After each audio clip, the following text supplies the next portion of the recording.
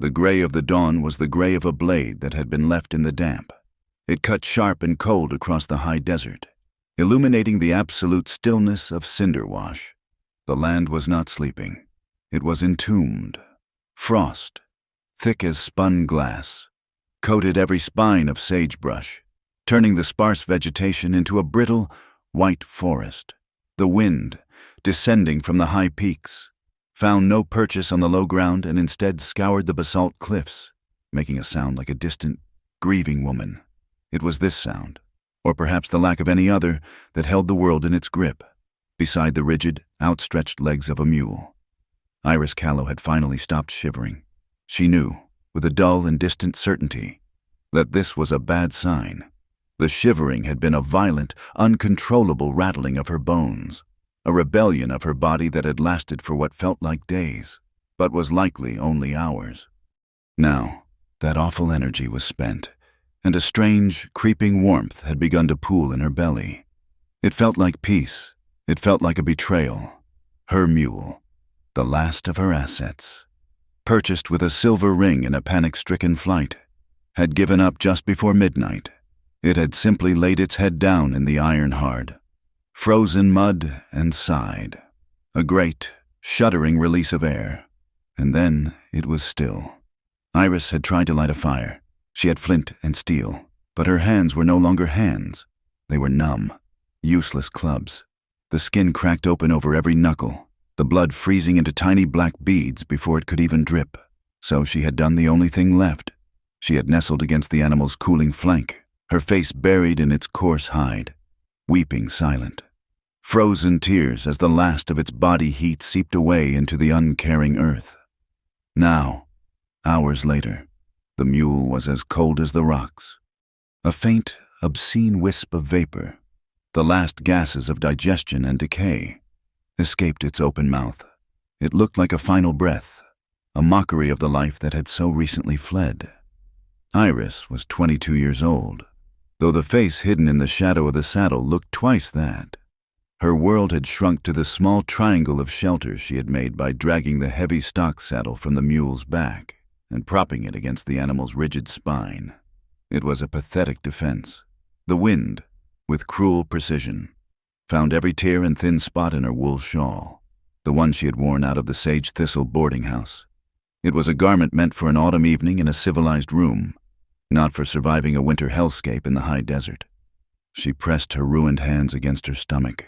The gnawing, acidic fire of hunger had passed, leaving only a profound, hollow ache that seemed to echo the emptiness of the landscape. She thought, fleetingly, of a hot stove, the smell of baking bread. She thought of the letter, the one that had started this all, the letter that had promised her an inheritance and had instead delivered her to this frozen grave. She was so very tired, perhaps just a moment of sleep. The warmth was spreading to her limbs now, a heavy, comfortable blanket. The sound was not a sound at first. It was a vibration, a disturbance in the frozen ground, felt through the carcass of the mule before it ever reached her ears. A steady, rhythmic thud, thud, thud. It was too slow for a posse, too heavy for a deer. It was the sound of purpose. Boone Calder was checking his northern trap lines, a fool's errand in a freeze this deep, but the silence of the Twin Lantern ranch house had become oppressive. He rode tall, a man who seemed carved from the same hard granite as the mesas, his gaze constantly sweeping the horizon. He saw the dead mule from a quarter-mile off. In this land, death was punctuation, not a story. It was a common sight. A miscalculation by a tenderfoot, a lame leg, a bad water source. He would have ridden past, but as he drew closer, his eyes trained to spot the slightest abnormality in his landscape, locked onto a flicker of color against the mule's gray, frozen hide. It was a scrap of crimson cloth tied to the mule's tail, snapping and flapping in the wind like a broken signal flag. It was a woman's scarf, and it had no business being there. He stopped his roan, a big, steady animal, 20 yards away. The wind whipped the red silk, the only moving thing in the wash. A traveler in this weather was either a fool or desperate. He dismounted, the squeak of his saddle leather unnaturally loud in the brittle air. His boots crunched the ice. He saw the saddle, propped as a windbreak.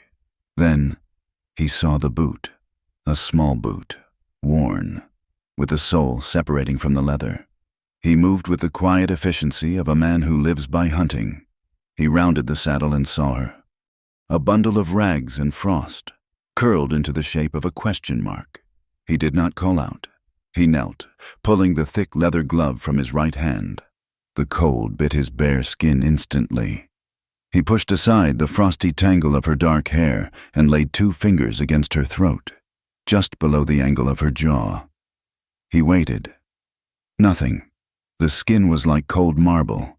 He pressed harder, searching for the deep artery, the last refuge of life, and there it was, a faint, thready flutter, like a trapped bird beating its wings inside a box. It was almost gone. He leaned close. "Don't sleep." His voice was a low rumble, rough as barley, devoid of panic or pity. It was not a plea, it was an order. "You sleep now. You won't wake up." A solid cloud of his own breath obscured her face for a moment. Then the wind tore it away.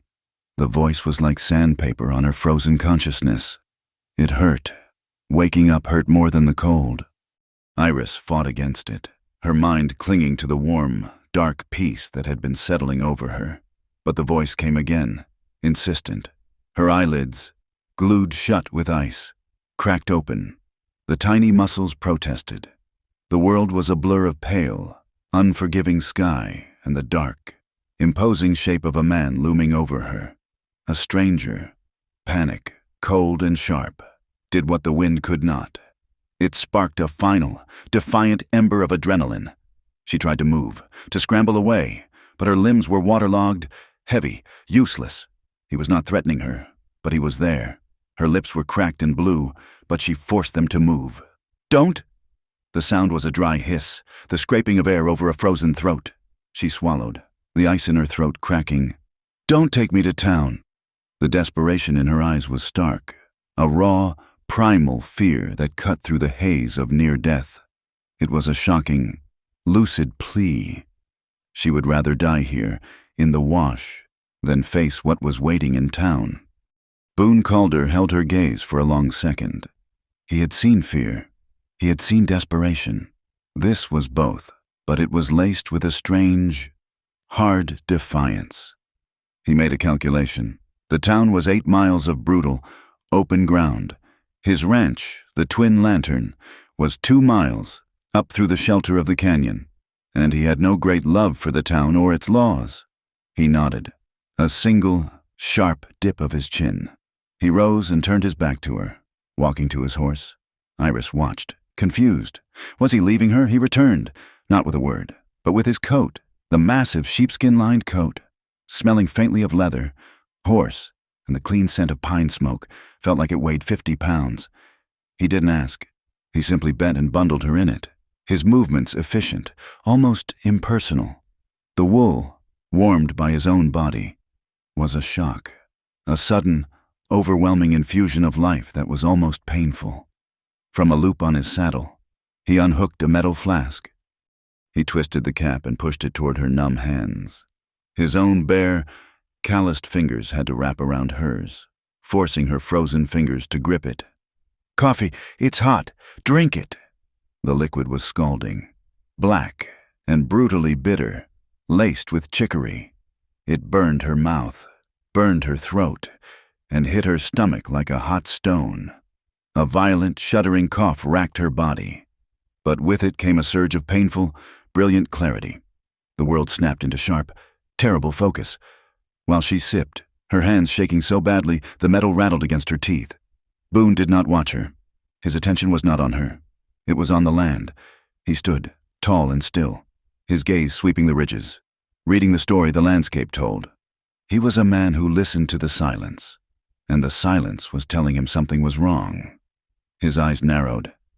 There, to the east, where the wash widened before the shallow crossing at Yellowbriar Creek. Tracks, not the meandering trail of a lost rider. The ground was iron hard, but a heavy buckboard, driven hard, had left its signature, 2 deep parallel gashes, cut sharp and fresh. They had come from the creek, stopped right here where the mule had fallen. And then this was what made Boone's jaw tighten. They had made a hard, gouging circle in the earth, as if the driver had turned around to look, to make sure, to savor the sight. Then the tracks led back. Someone had hunted her down, watched the mule die, and left her for the cold, assuming the land would finish the job. He turned back to Iris. She was watching him over the rim of the flask, the spark of defiance still in her eyes, warring with the profound exhaustion. "We're leaving," he said. He didn't ask if she could stand. He knew she could not. He bent, sliding one arm under her back, the other beneath her knees. She weighed nothing, a collection of cold bones and wet rags. He lifted her, and she made a small sound, a gasp of pain or surprise. He carried her to the roan. The horse sidestepped, snorting at the new, strange burden and the lingering smell of death. "Easy, Kestrel," Boone murmured. He did not mount first. He lifted her straight up, settling her sideways on the wide, worn saddle, in front of the horn. She slumped against the horse's neck.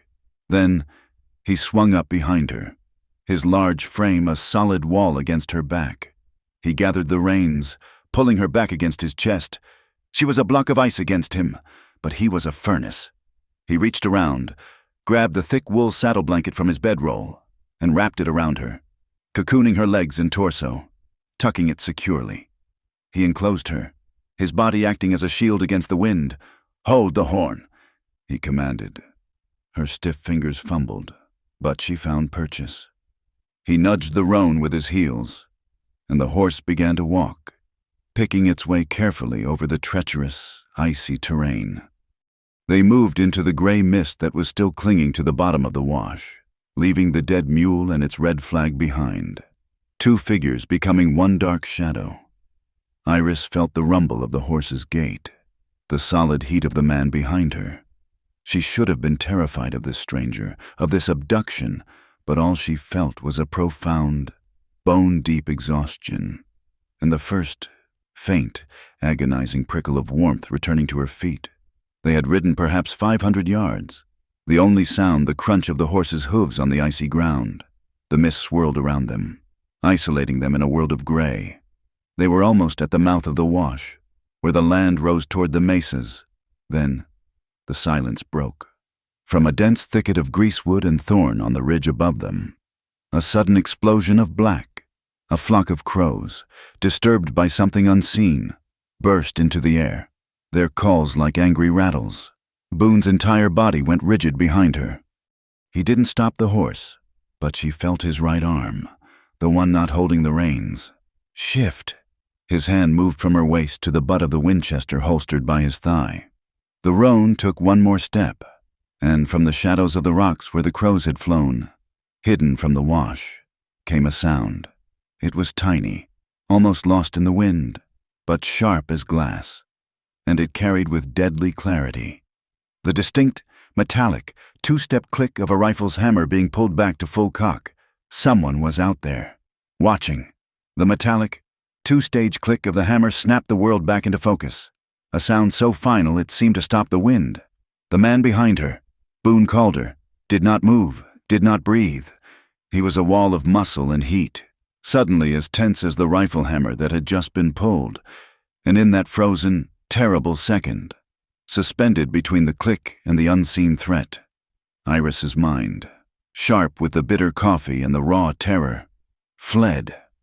It left the frozen wash, left the man holding her, and fell back 1 week to a world that was warm, orderly, and about to burn. 1 week ago, Iris Callow was not a frozen refugee. She was the respected, if quiet, bookkeeper for the Sage Thistle boarding house in Cinderwash.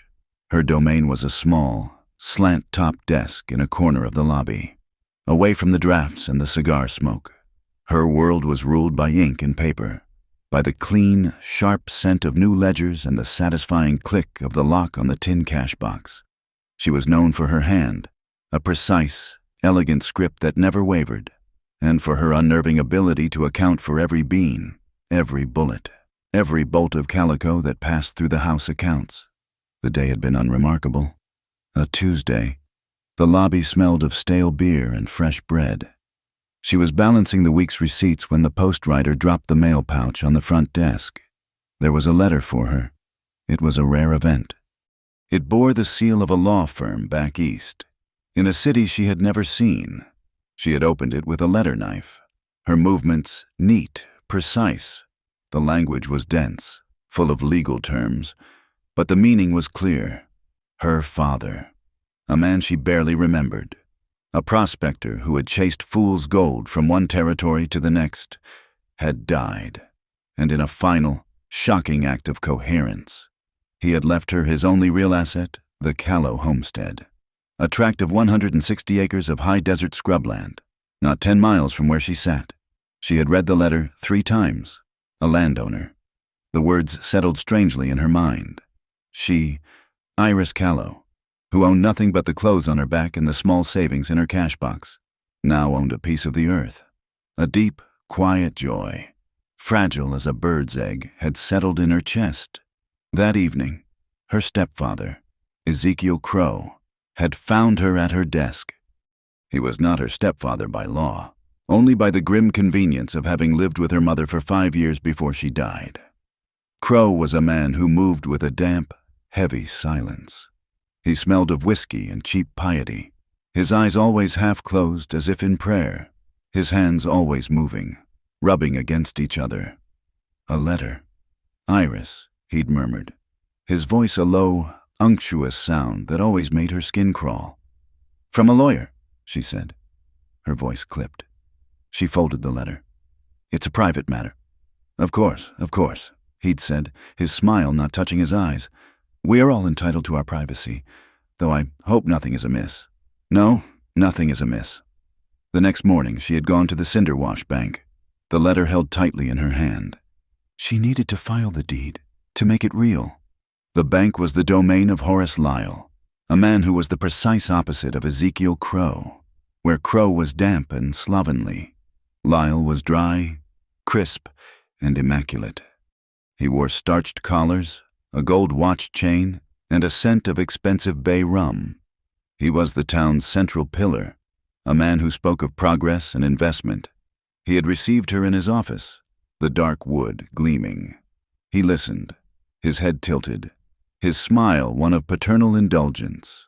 The Callow homestead, he'd said, tapping his manicured fingers together. My dear Miss Callow, a fine inheritance, though, I must say, a bit rugged, not precisely the place for a young lady. I intend to register the deed, Iris said, her voice firm. She would not be patronized. Of course, the law must be observed. He had taken the letter, read it, and his smile had tightened. Just for a second. A flicker of something hard and appraising appeared in his eyes, then vanished. A formality. Leave the paperwork with me. I will see it filed with the county clerk. It will save you the trouble. He had stood then, a signal that the meeting was over. As she rose, his hand, dry and warm, had rested on her shoulder. It was not a friendly gesture. It was a gesture of ownership, of assessment, like a man testing the quality of livestock. His smile was all teeth. You are a smart girl, Iris. You have a good, steady position at the Sage Thistle. It is wise to have steady things in this world. The memory of that touch, of that smile, made her skin prickle even now, frozen in the wash. It was the smile of a spider that had just felt the first twitch on its web. She did not know that Ezekiel Crow had been in Lyle's office an hour before her, his voice a greedy whisper. She did not know that the new Transcontinental Railroad had, just 2 days prior, sent a private surveyor to Horace Lyle, outlining a new route, a route that cut directly, cleanly, through the Callow homestead, a route for which they were prepared to pay a right-of-way fee of $30,000. The conspiracy was born in that office, between the smell of bay rum and the reek of cheap whiskey. $30,000, an astronomical sum, and all that stood in the way was one quiet, solitary girl with a ledger book. The plan was simple. Lyle would forget to file her deed. He and Crow would use a forged bill of sale, claiming her father had sold the land to Crow years ago, a document only recently rediscovered. They had a forger in the next county who could mimic the dead man's signature perfectly, but Iris was too precise. 2 days later, she had returned to the bank, asking for her copy of the filing. Lyle had put her off. Crow had grown nervous. They needed to move faster. They had met again. "She's a problem," Crow had muttered, his hands wringing. "She's too smart with her books." Lyle had paused, a pen in his hand. "Is she now?" he'd said, a new, cold idea dawning. Yes, I suppose she is." The next day, it all came apart. Iris was at her desk when Crow appeared. Not alone, he was with Horace Lyle and 2 of the town's merchants. "Iris," Crow said, his voice dripping with false sorrow. "There seems to be an irregularity in the books." "There are no irregularities," Iris said, her head snapping up. "I'm afraid there are," Lyle said, his voice smooth as polished stone. He produced a different ledger. Not her ledger. This one was sloppy. The numbers forced. "Mr. Crow has been concerned for weeks. He hired an independent auditor. It seems, my dear Miss Callow, that over $600 are missing from the boarding house accounts. Money that only you had access to." The world had tilted. The blood drained from her face. "That is a lie. That is not my book. Where is my ledger?" "This," Lyle said, tapping the false book, "is the ledger we found in the safe, the one you keep locked." It was a perfect, vicious trap. Her meticulous nature, her privacy, her control of the books, all the things that had been her defense were now twisted into weapons against her. She, the bookkeeper, was accused of embezzlement.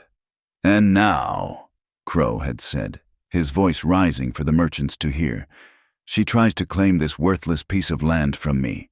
A homestead my dear departed friend sold to me years ago. She finds out I am disputing her claim, and so she tries to steal my money. It was brilliant. It was damning. She was a thief, and her claim to the land was just a failed, greedy grab. She had protested, her voice high and shaking. She had demanded to see her own ledger." Lyle had shaken his head sadly. "I'm afraid, Iris, this is a matter for the law." The law arrived that evening, in the form of a man named Fenwick. He was not a marshal. He was a private detective, hired by Lyle, a man who specialized in retrievals. He was a thin, weasel-like man with a polite, empty smile and cold, assessing eyes. He had found her in her room, packing a small bag, not to flee, but to go to the marshal in the next town, to plead her case. "Miss Callow," Fenwick had said, blocking her doorway. "Mr. Lyle and Mr. Crow would prefer this be handled quietly. They are prepared to be lenient. If you would just come with me, answer a few questions, perhaps we can clear this all up." And in his smile, in his quiet, reasonable tone, Iris saw not a path to justice, but the closing of the trap. He was not here to take her to a marshal. He was here to make her disappear, to take her for questioning from which she would either never return or return broken. A confessed thief. The blood in her veins had turned to ice. She had stared at him, her mind racing. She had one desperate chance. She had nodded, feigning compliance. Let me just get my shawl." She had walked back into the room, Fenwick's eyes on her, but she did not go for her shawl. She went for the heavy porcelain water pitcher on her washstand. She had turned and thrown it with all her strength. It had shattered against his chest, dousing him in icy water. And in his moment of shocked surprise, she had bolted. She hadn't used the stairs. She had run to the back of the hall, used the rickety servant's ladder down to the kitchen, and burst out into the alley, the shouts of Fenwick echoing behind her. She had run. She had run until her lungs burned, out of the town, into the scrubland. She knew she was being hunted. She hid in a dry creek bed until the moon was high, her mind a blaze of terror and icy calculation. They had her money. They had her name. They would have her land.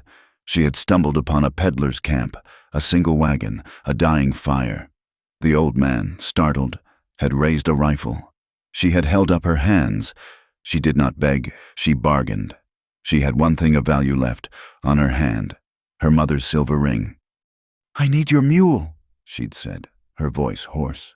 "I will give you this." The peddler had looked at the ring, at her desperate, wild eyes, at the fine wool shawl she wore. He had recognized quality and desperation. He had taken the ring and pointed to the mule, a creature old, tired, and lame, but a creature that could walk. "He's not fast," the peddler had said, pocketing the ring. "But he'll go, for a while." She had taken the mule and headed, not for the next town, but for the high country, for the Callow homestead itself. She had a mad idea that if she could just get there, just stand on her own land, she would be safe. It was a fatal miscalculation. The high country was unforgiving, and the sky, which had been clear and cold, had betrayed her. A freak storm, a monster of wind and ice, had blown in from the north, a wall of white that had swallowed the world. The mule, old and weary, had walked into that white hell and, after 4 hours, had simply given up. It had laid its head down, and it had died. The wind had screamed, the snow had come down, not as flakes, but as a horizontal, blinding sheet. Iris had fumbled with her flint, her hands already numb. She had burned the one thing she had in her pocket, the letter of inheritance, the paper that had promised her a new life. She had used it as tinder, its edges curling to black as it gave her a few precious, ironic minutes of fire. The fire had died, smothered by the wind, and so she had crawled against the mule. She had wept, and as the cold began to seep in, as the warmth of her own life began to fail, the terror had receded, replaced by a cold, pure, diamond-hard rage. She would not die here, and if she lived, she would not seek revenge with a gun. That was their way. That was the way of brutes. Her way was the ledger. Her way was the truth. She swore it, her lips moving against the frozen hide of the mule. If she lived, she would take back her land, and she would take back her name, and she would do it with the one thing they could not forge, the one thing they could not steal, the absolute, cold, unforgiving truth. That memory, that vow, was a hot coal in her frozen body. It was this, more than the coffee, that had kept that last flickering pulse beating in her throat. The memory of Lyle's hand on her shoulder flashed through her mind, his polite, venomous smile, the condescension, the casual, monstrous assumption that she was a thing to be moved, a pawn to be sacrificed. The horse under her took a sudden, jolting step. The world snapped back, the freezing cold, the gray mist of cinder wash, the solid, warm back of Boone Calder against her own, and the sound that had brought her back, the sharp, deadly click of a rifle hammer, echoing from the dark, cold rocks above. The horse, Kestrel, was moving, not in panic, but with a driving, urgent force. Boone's arm around her waist was like a band of steel, and the roan was no longer walking. It was thundering through the mist, a headlong, desperate race toward the unseen sanctuary of the Twin Lantern Ranch. The horse did not stop. Kestrel, the roan, seemed to know the sound from the rocks was a death warrant. Boone did not pull the reins. He leaned forward, his body shielding Iris, and the horse responded, breaking into a desperate, pounding gallop. The sound of hooves on frozen earth was like hammer blows. Iris was jolted, her head snapping back, but the arm around her waist was a steel band, lifting her, holding her against him as the horse scrambled up the rocky incline of the canyon, away from the wash. No shot followed. The click had been a warning, or perhaps the hunter had lost their chance in the sudden, violent sprint. They rode for another 10 minutes, the wind a raw scream in her ears, before the horse slowed, its sides heaving, its breath pluming in great white clouds. They were in a high-sided canyon. The wind muted. Ahead, silhouetted against the brightening gray sky, was the dark, solid shape of a ranch house. The Twin Lantern Ranch. It was not a grand estate. It was a long, low, defensible structure made of river stone and thick timber, built to withstand weather and, If necessary, a siege. 2 lanterns, unlit, hung on either side of the heavy oak door. As Boone reined the horse to a halt by the porch, the door opened. It was not Boone who had opened it. A woman stood framed in the doorway, a pool of warm, yellow lamplight spilling out around her. She was tall, broad-shouldered, and her face was a map of hard-won lines. She held a rifle in one hand, pointed at the ground, but held with the casual ease of long practice. Boone swung his leg over the horse's rump, landing with a solid thud on the ground. He did not immediately reach for Iris. He looked at the woman. "Delilah," he said, his voice low. "She was in the wash, nearly frozen." The woman, Delilah Quince, looked at the bundled figure on the horse. Her gaze was sharp, assessing, and held no trace of pity. It held only a profound, weary practicality. She looked from Iris to the canyon mouth, her eyes scanning the shadows. "And who was in the rocks behind you?" "Don't know," Boone said, "but they were close enough to be heard." Delilah nodded, satisfied. The rifle was leaned against the wall. A silent period on the conversation. "Bring her in. The broth is on." Boone reached up. "Can you move?" he asked Iris. It was the first time he had asked her a question. Iris tried. Her legs were frozen. Useless. She shook her head, a motion that felt exhausting. He simply put his hands on her waist, the same grip as before, and lifted her down from the saddle. Her knees buckled the instant her boots touched the porch. He caught her, his arm locking around her back, and half carried, half dragged her through the doorway, out of the killing cold and into the sudden, shocking warmth of the house. The smell hit her first. It was not the stale beer and grease of the boarding house.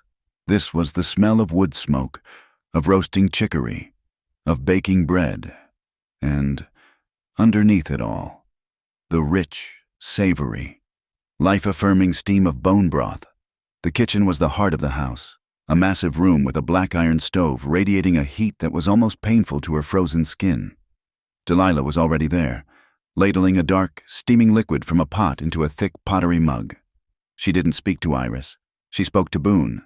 "Put her in the chair, by the stove." Boone guided Iris to a simple, ladder-backed chair and pushed her into it. Delilah placed the mug on the table in front of her. "Don't drink it," she commanded. "Just hold it." Iris looked at the mug. Her hands, resting on the table, were monstrous. They were blue-white, the knuckles swollen, the skin cracked and black with frozen blood. She could not feel them. Delilah saw her gaze. She went to a bucket, dipped a cloth in cool, not hot water, and came back. "Give me your hands," she said. It was not a request. Iris laid her hands on the table, palms up. Delilah gently, methodically, began to wipe the grime and blood away, her touch rough but certain. It was an agonizing, stinging pain as the first hints of feeling returned, a fire of needles. Iris gasped, pulling back. "It has to be done," Delilah said, her voice flat. "Better this than the rot. Now hold the mug." Iris reached for the mug. Her hands shook, a violent, uncontrollable tremor. She could not get her fingers to close. The pottery was too smooth. She looked at her hands, betrayed by them. Delilah sighed, a short, impatient sound. She took a clean strip of cloth, wrapped it around the mug, and then wrapped it around Iris's hand, tying her hand to the mug. "There. Now lift." Iris lifted. The mug was heavy. Her arm shook from the shoulder, but she got it to her lips. The broth was scalding, salty and rich with marrow. It was the first real food, the first real warmth she had tasted in days. It felt like liquid life pouring down her throat. She closed her eyes, tears of sheer, agonizing relief leaking from beneath her frozen lids. She drank half the mug before Delilah took it from her. "That's enough, for now." A man arrived an hour later, led in by Boone. He was a thin, wiry man with a perpetual stoop and a black bag that looked as worn as he did. "Jonah," Boone said. "Boone," the man replied. "You pull a body from the creek." "The wash, nearly," Boone said. The man, Dr. Jonah Keats, was the circuit doctor, making his rounds. He looked at Iris by the fire, wrapped in a thick blanket, her eyes heavy-lidded. "Let's see the damage." His examination was quick, his hands surprisingly gentle. He checked her feet, her hands, her eyes. His pronouncement was simple.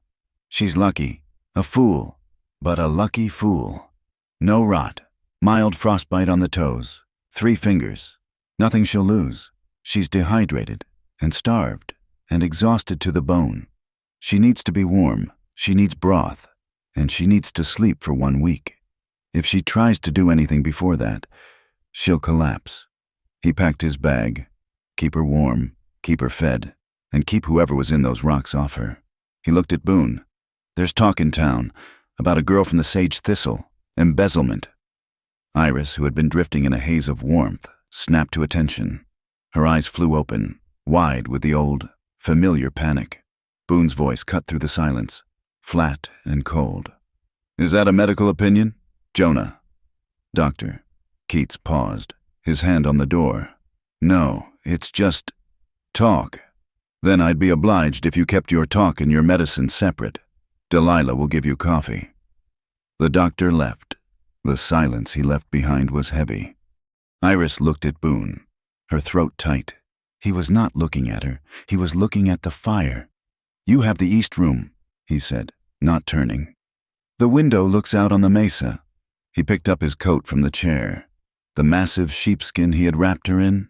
He folded it neatly and placed it on a small bench by her chair. "Delilah will show you." Delilah led her down a short, stone-flagged hallway to a room. It was simple: a bed with a thick quilt, a washstand, a small wooden chair, and a window, as Boone had said. It looked east, over the vast, empty expanse of the Dry Lantern Mesa, its flat top just beginning to catch the pale, watery light of the rising sun. Delilah pointed to a long flannel nightgown folded on the bed. "Sleep," she said, and closed the door. Iris slept for 20 hours. It was a sleep so deep it was like a second death, a drowning in warmth and exhaustion. When she woke, the room was dark, save for the blue moonlight streaming through the window. For a long, panicked moment, she did not know where she was. Then the smells returned: wood smoke and bread. She was safe. The next few days passed in a blur of sensations. She learned the rhythms of the Twin Lantern Ranch. It was a place of quiet, relentless order. Before dawn, she would hear the scrape of boots in the main room, the murmur of voices. Boone and 2 other men, the ranch hands. She met them on the 3rd day, when she was strong enough to sit at the kitchen table. They were young, whip-thin and sun-scorched.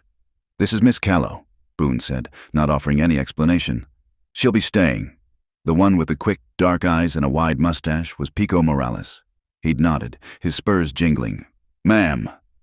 The other, Thad Rooker, was tow-headed, shy, and looked barely 18. He ducked his head, his face turning red. "Miss Callow." And that was it. They did not ask where she came from. They did not ask why her hands were bandaged. They did not ask why she looked like a ghost. They simply passed her the salt, and then turned their conversation back to the price of feed and the weakness of the south fence posts. In a world that had tried to strip her of her name and her dignity, this simple, respectful address, Miss Callow, was a balm. It was the first time she'd been called by her proper name, without accusation. In a week, she drifted, healing. Her hands were a constant, throbbing ache, but she could feel them.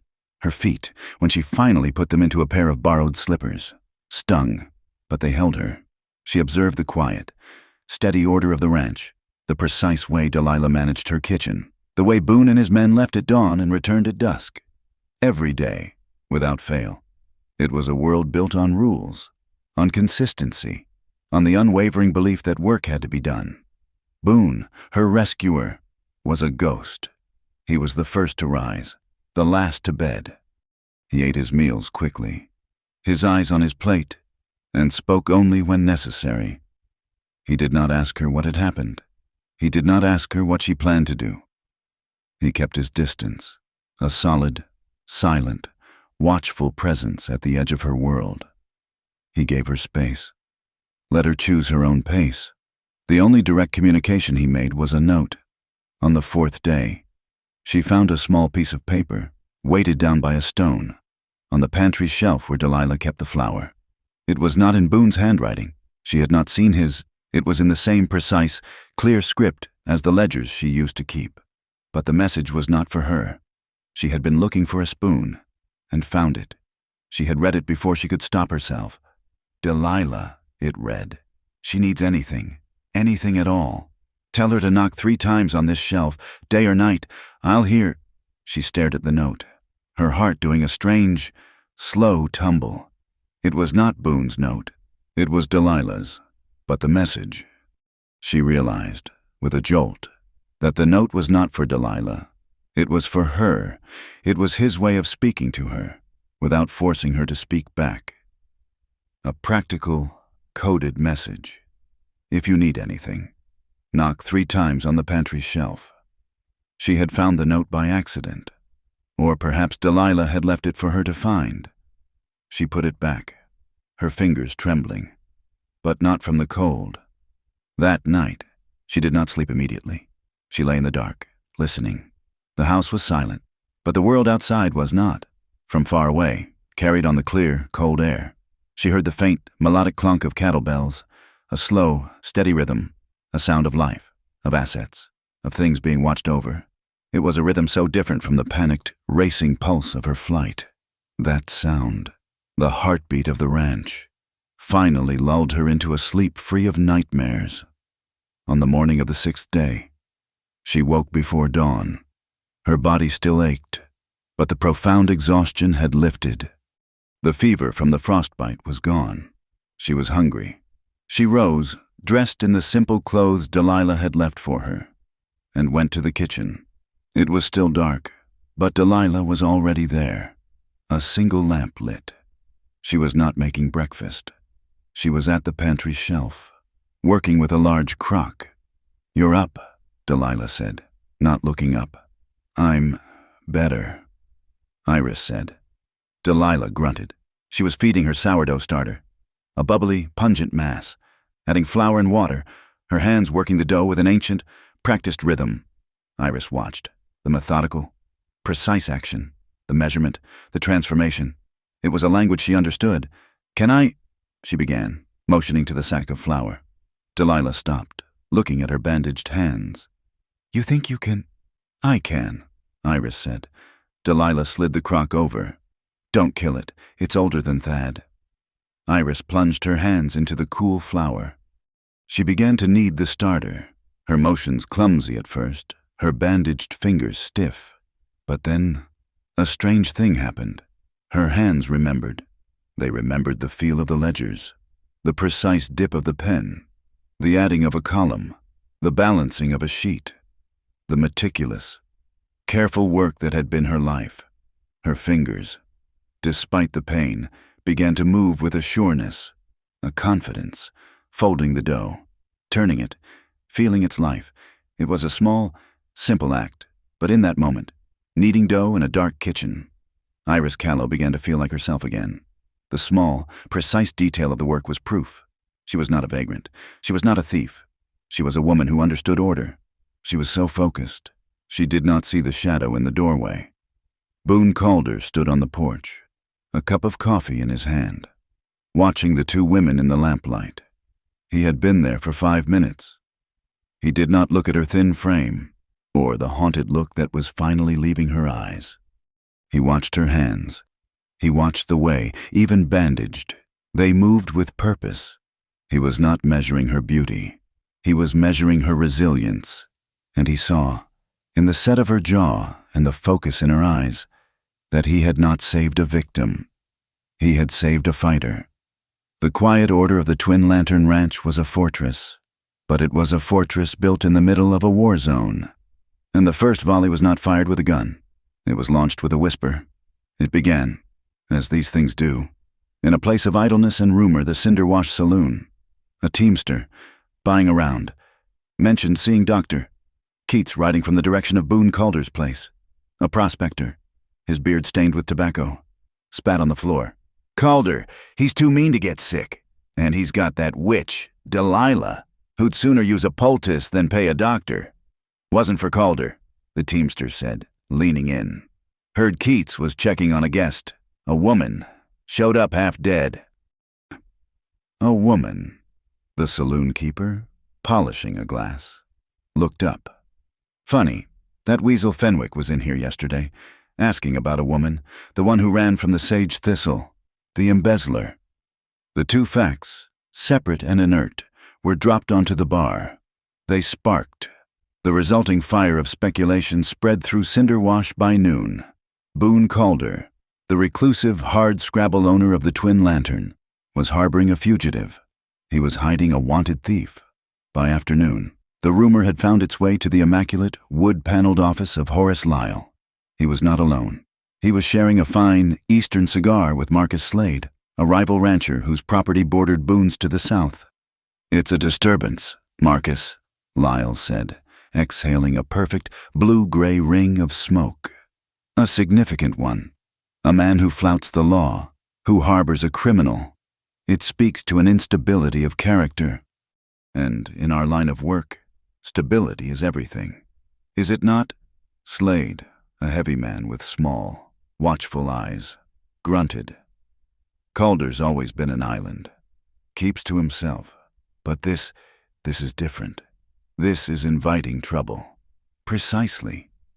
Lyle leaned forward, his voice a confidential murmur. "It's a shame. He has a fine herd. Some of the best-looking yearlings I've seen in this territory. It would be a catastrophe if, say, this trouble he's invited compromised his operations." Slade's eyes narrowed. He understood. He'd be forced to sell. And in a forced sale, with his reputation tarnished, Lyle continued, the prices would be competitive, very competitive. A steady man, a man who has the community's trust, could expand his holdings for a song. The seed was planted. It was not just about Iris anymore. It was about Boone's land, his cattle, his entire life's work. Lyle had just painted a target on the Twin Lantern Ranch. The first physical probe came 3 days later. It was Fenwick, the man whose name Iris had not yet learned, but whose cold, empty smile haunted her sleep. He did not come to the house. He came, in the dead of night, to the secondary well, the one used to water the livestock in the eastern pasture. Delilah found it. She had gone to check the trough levels, and the water was wrong. It was not muddy. It was not fouled by an animal. It was... She dipped a bucket. The water, in the clear morning light, had a faint, milky, blue-white shimmer, a discoloration that was not natural. She walked the perimeter of the stone-lined well, and she found it, just behind a rock, a dusting of fine white powder, like chalk, but not chalk. Most of it had been scattered into the water, but a small pile remained. She did not touch it. She did not taste it. She walked back to the house, her face a mask of cold fury, and got Boone. He rode out, knelt by the well, and looked at the water. He looked at the powder. He dipped his finger in the dust, rubbed it. He brought it to his nose. It had no smell. He touched the very tip of his finger to his tongue, a dangerous, calculating gesture. His face hardened. "Alkaline," he said, his voice flat. "Bitter." He stood and kicked dirt over the remaining powder. "This well is finished. We'll use the main well for the herd until the next rain washes this clean." He looked at Delilah. "It's not enough to kill, not right away, just enough to sicken, to panic us, to make us think the land is poisoned." "Arsenic?" Delilah asked, her voice low.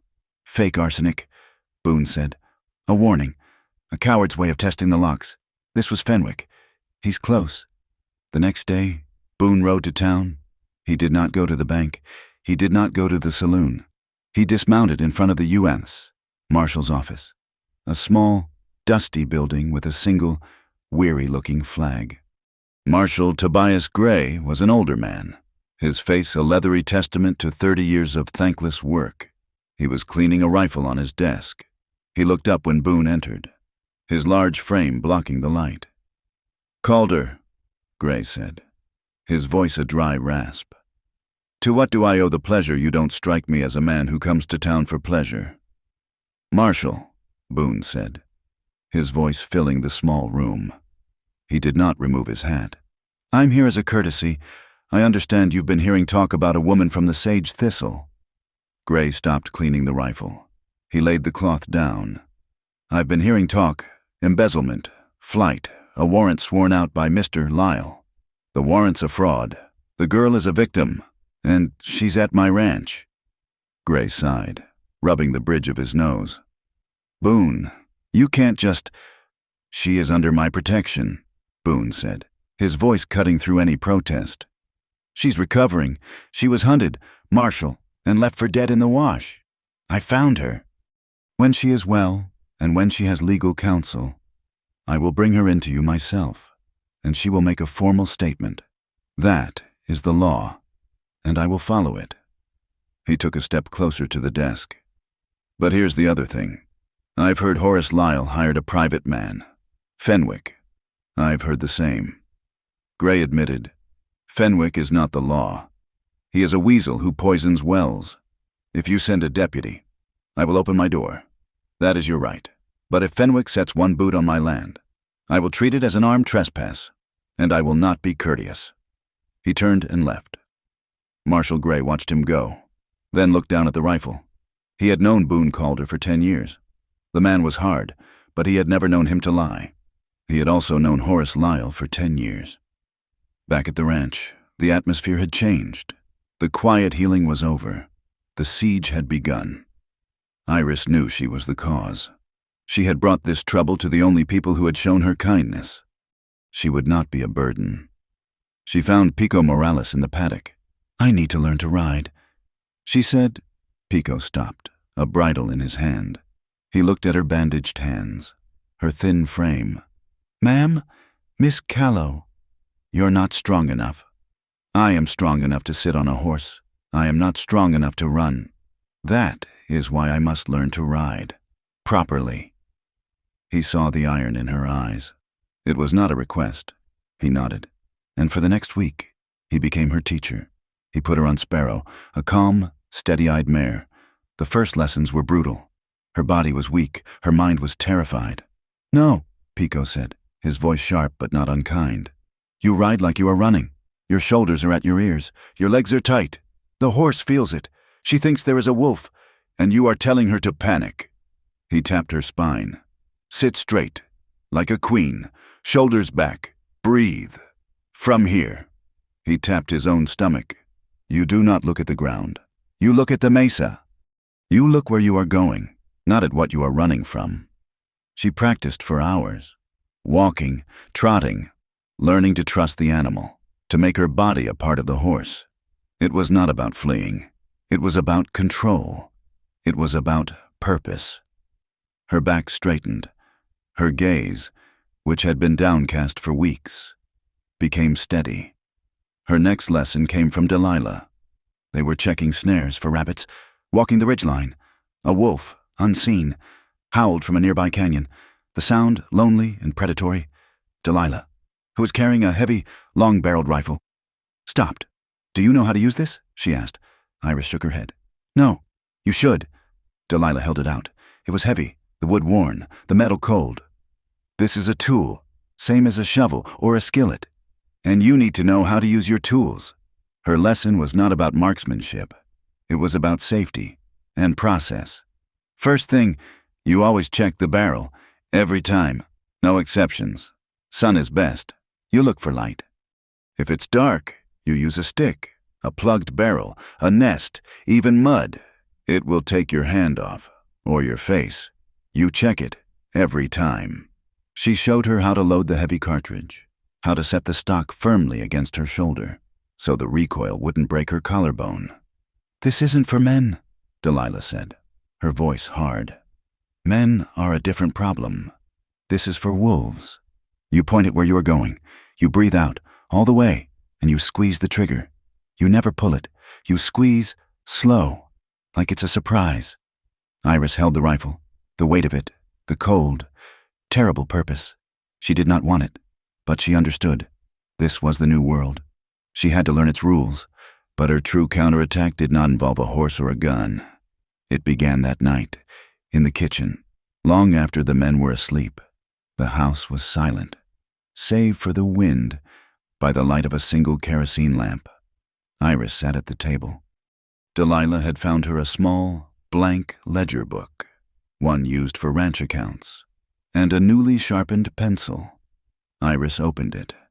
She closed her eyes.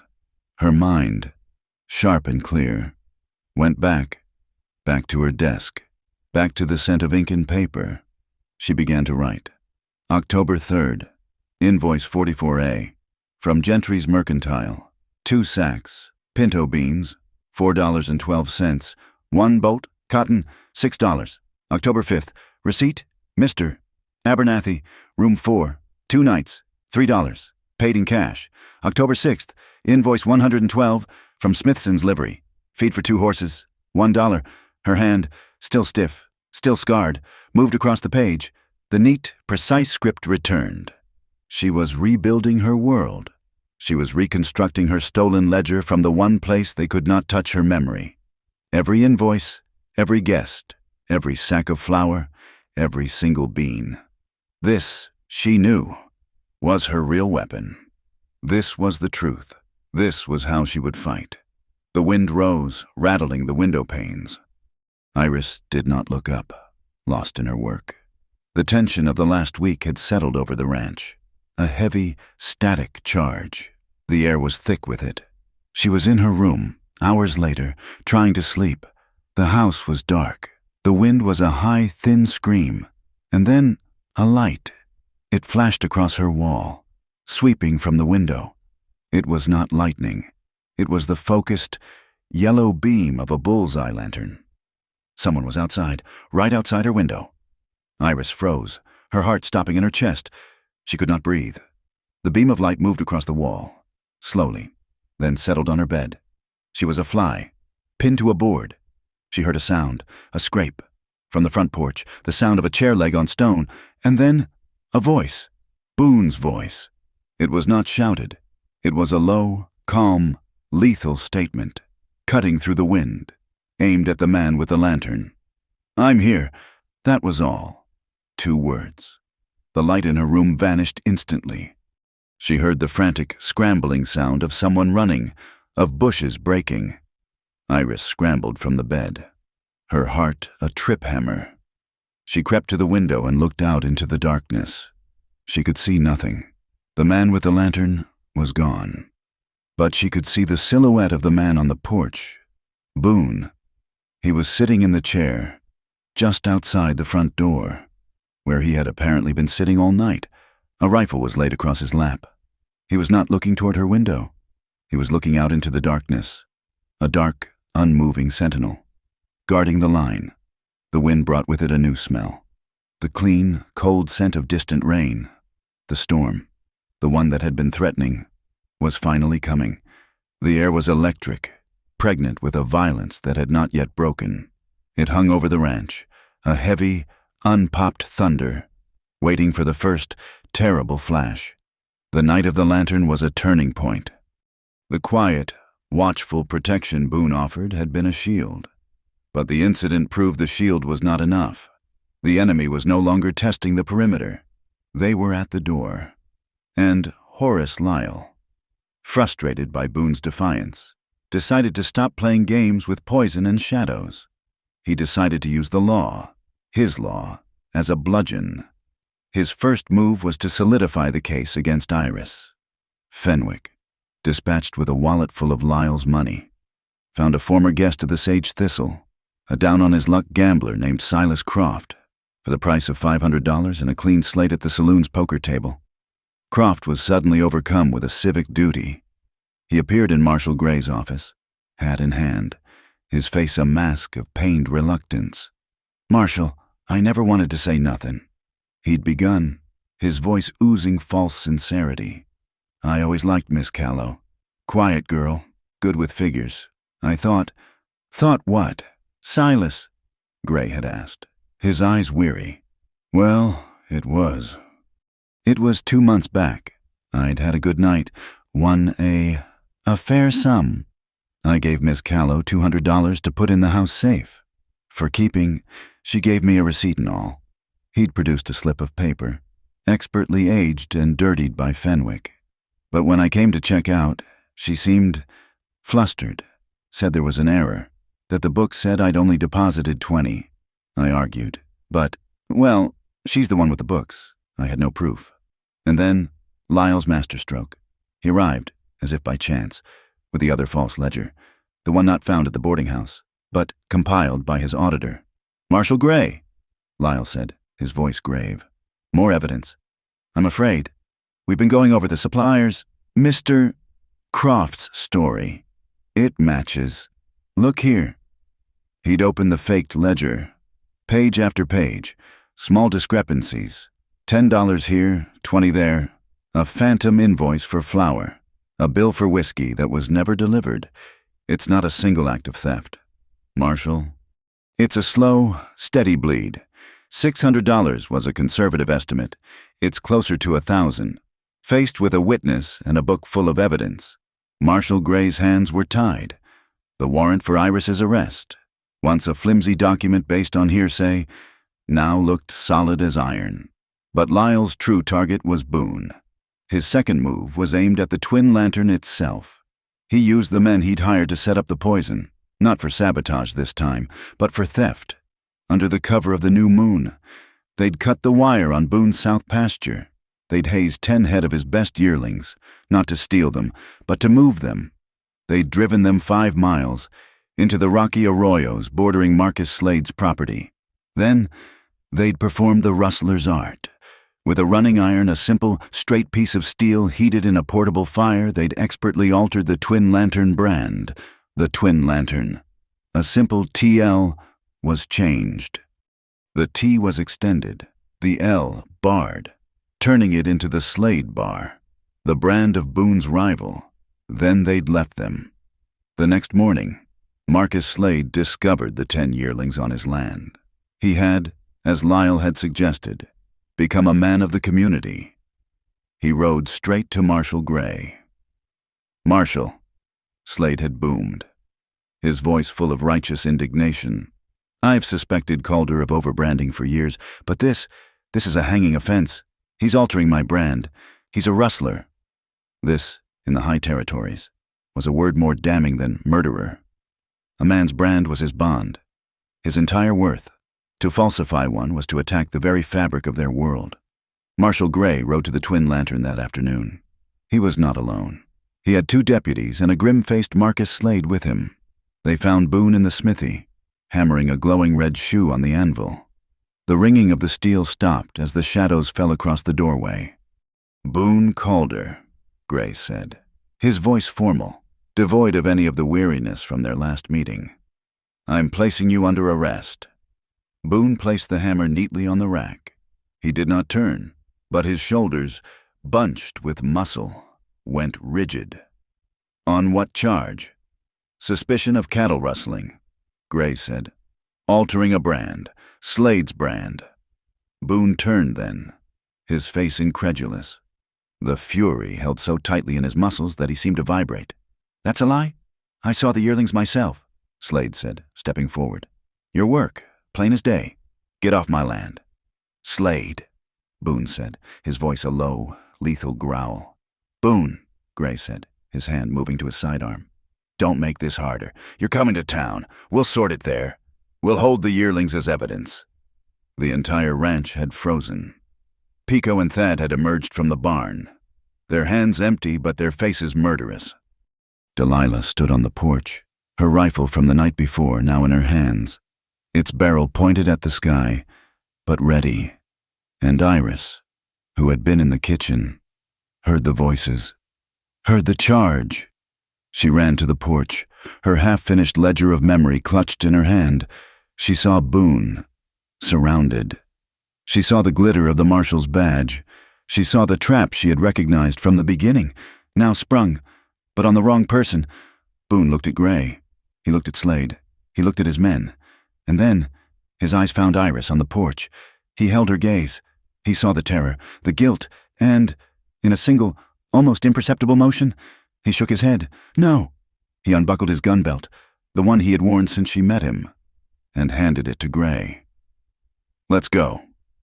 They rode out, Boone in the center of the three lawmen. His back straight, his head high, a prisoner on his own land. Iris watched him go until he was a speck. The silence he left behind was a screaming vacuum. She turned, her face a mask of terrible, cold resolve. She walked past Delilah, into the house. She went to her room, pulled her old, tattered cloak from the hook, and grabbed the scarf she had tied to the dead mule. Delilah was in the kitchen, blocking her path to the door. "Get out of my way, Delilah," Iris said, her voice flat. "This is my fault. He's under arrest because of me. I am going to town. I am turning myself in. If they have me, they have no more quarrel with him." Delilah did not move. Her face was granite. "They'll have you. Yes, and they'll have him." Delilah continued, her voice relentless. "You think Lyle will just let him go? You think Slade will just say, 'My mistake'? You turn yourself in. You've just proven you're a thief. And if you're a thief, Calder is a man who harbors thieves. He's a rustler, and he's an accomplice. You won't save him. You'll just bury him alongside you." "What am I supposed to do?" Iris cried, the cold resolve breaking, the hot tears of frustration and rage finally coming. "I am supposed to just sit here while they hang him for something he didn't do for me." Delilah took a step forward. She put her hands on Iris's shoulders. They were heavy, strong, working hands. "Listen to me, girl. The one thing you are not is a sacrifice. You are not a lamb to be traded. You are not a pawn. You were raised to be a piece on a board, to be moved by men like Lyle and Crow. You will not do it. You will not hand them their victory. You will fight. You hear me?" "How?" Iris whispered. The scarf clenched in her fist. "Not with your body," Delilah said, her eyes boring into Iris. "With this," she tapped Iris's temple. "With that book in your hand, they are fighting with lies and steel. You will fight with truth and ink. Now, you sit down, you drink some water, and you think." The words, "You are not a sacrifice," echoed in Iris's mind. They were a key, unlocking a door she hadn't known was closed. She had been running. She had been hiding. She had been preparing to surrender. She had never, not once, truly considered winning.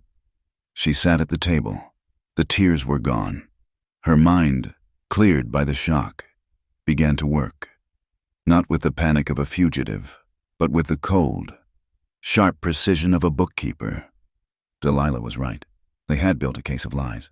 She would build a case of truth. Her first thought was the land, the root of it all. She needed proof, not just the stolen letter. She needed an authority.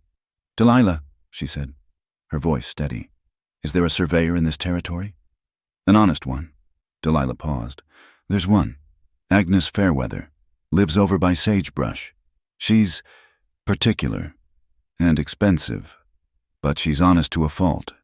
Afraid of no one, especially not Lyle. Pico will ride for her." Iris said it was not a request. "Tell him to take my mother's ring." "The one I sold is gone, but I have her silver locket. Tell him to offer it. Tell her I will pay the rest when I get my land back." Her second thought was the bank, the seal, the forged documents. She thought back to Lyle's office, to the papers he had. She thought of the fraudulent bill of sale. Wait, she thought of her own real mail, the mail that came to the boarding house. Official mail. Bank mail. She had received a statement 3 months ago. It was in her desk that was now in Crow's possession. But she remembered it. She remembered the red wax seal on a notice from the bank, closing for a holiday.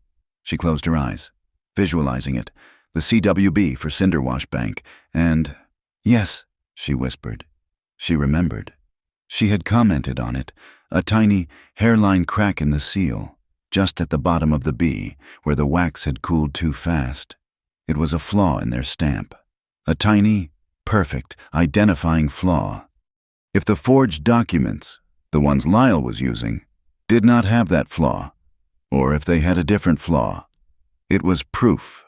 It was a physical, undeniable piece of evidence. Her third thought, Pico. He was loyal to Boone, and he was smart. He was the one who rode to town for supplies. "Delilah," she said again. When Pico gets back, I have another job for him. He's not to be seen. He's to listen. He's to go to the saloon. He is to find Fenwick. He is to find out anything. Fenwick is a hired man. He's not loyal. He's loyal to money. He must have a weakness. That night, as Pico rode west to find the surveyor, Iris was back at the kitchen table, but she was not working on her ledger of memory. She had a clean sheet of paper. She was drafting a letter. She wrote, not as a fugitive, but as a landowner, to Mr. Patrick O'Rourke, Regional Director, Transcontinental Railroad. Sir, she wrote, her script clean and unwavering. It has come to my attention that your company is in negotiation to secure right-of-way through the Callow homestead, registry number 44A. Please be advised that I, Iris Callow, sole heir and legal owner, have not been party to these negotiations. Any and all documents presented by Mr. Horace Lyle or Mr.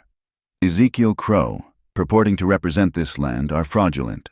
I am currently compiling a legal case against these men for fraud and forgery. Any contract signed with them will be considered null and void, and will be legally challenged. I am amenable to discussing a right-of-way, but only upon the full restoration of my title. I trust the railroad is not in the business of consorting with criminals. Respectfully, Iris Callow, CO Twin Lantern Ranch. She sealed the letter. She would have Thad ride it to the next county, to a post office Lyle did not control. Pico returned 2 days later, his horse lathered. Agnes Fairweather, a tall, no-nonsense woman in a man's coat, was with him. She had taken the locket and looked at Pico. I'll be the judge of the case, but I'll do the survey. The truth of the ground doesn't lie. She was already unpacking her transit and chains. Pico pulled Iris aside. Miss Callow, he said, his voice low, his eyes bright with excitement. I did what you said. I found Fenwick. He was at the saloon, bragging. He drinks. A lot. And he talks. What did he say? Iris asked, her heart pounding. He was laughing about how Lyle is a fox. He said Lyle is so careful. He doesn't even trust his own safe. He said Lyle keeps his real papers and a backup key to the main safe in his grandfather's old pocket watch. Wears it on his chain every day. Said it was in a secret compartment. Fenwick thought it was hilarious. He said, the man keeps the key to his whole life right over his own beating heart. A key, a watch, a secret. Iris looked from the surveyor, now heading to the homestead, to the letter in her hand, to the ledger on the table. The fear, the cold, gnawing fear that had lived in her belly for weeks, was still there. It was a cold, hard stone, but it was no longer her master. It was just a thing she carried. Beside it, something new had grown. A cold, hard, calculating rage. Delilah was right. She was not a sacrifice. She was a bookkeeper, and the time had come to balance the accounts. She would not hide anymore. She would face them. In the open, in their town, in their bank. She would be the one to knock. The storm that had been threatening for a week finally broke. But it did not come with the violence the landscape had promised. It came instead as a cold, weary, persistent rain. A deluge that turned the high desert to a sea of mud and blurred the edges of the world into 1,000 shades of gray. It was into this soaking dusk that Boone Calder returned. He had been gone for 2 days, held in the town jail. Iris, Delilah, and the men had existed in a state of suspended, furious animation. Agnes Fairweather had returned from the Callow homestead, her boots thick with mud, her face grim. She had taken her report a meticulous, damning document showing the property markers had been illegally moved 40 paces to the south and ridden straight to Marshal Gray's office. It was this report, combined with the fact that no rancher in the territory, not even Slade, could find a single flaw in the real Twin Lantern brand, that had forced Gray's hand. The evidence against Boone was circumstantial, a single, altered brand on a stray yearling, while the evidence Agnes presented was cold, hard mathematics. Gray had released him, pending further investigation. Iris saw him ride in. She was in the kitchen, watching the rain lash against the panes. She saw a single, dark shape, head bowed against the wind, moving not to the house, but to the barn. He was not riding Kestrel. He was on a different horse, a livery animal. They had kept his... She grabbed a thick wool blanket from the chest and a dry cloth from a hook, her heart a heavy, unsteady drum. She ran from the house, her boots sinking into the mud, the cold rain plastering her hair to her face in seconds. She found him under the deep eaves of the barn, a space sheltered from the worst of the downpour. A single lantern, hung on a peg, cast a weak, buttery yellow light that seemed to break against the falling drops of rain, making them glitter like liquid gold. He was standing by his saddle, which he had pulled from the livery horse, his back to her. He was just standing. His shoulders were slumped in a way she had never seen, his hat in his hand. He was soaked to the skin, his coat plastered to his broad back, and he looked, for the first time, not like a granite pillar, but like a man at the end of his rope. She stopped, her breath catching. The sound of her boots in the mud had been swallowed by the steady, rushing sound of the rain on the barn roof. "You're back," she said, her voice small. He did not turn. His whole body went still, as if bracing for a blow. He finally nodded, a short, tired movement. "Gray let me go. I saw," she said, moving closer. She was standing just behind him now, in the circle of the lantern light. "You're wet." "It's raining," he said, his voice a hoarse, empty rasp. She stepped around him, into the small space between him and the barn wall. She could see his face now. He was pale with exhaustion, dark stubble shadowing his jaw, and there was a raw, red scratch on his neck, just below his ear, from a dirty jail cut or a moment of frustration. He would not meet her eyes. He was staring at the saddle in his hands, as if it were the only thing holding him upright. Iris lifted the dry cloth she was carrying. Her hands were shaking.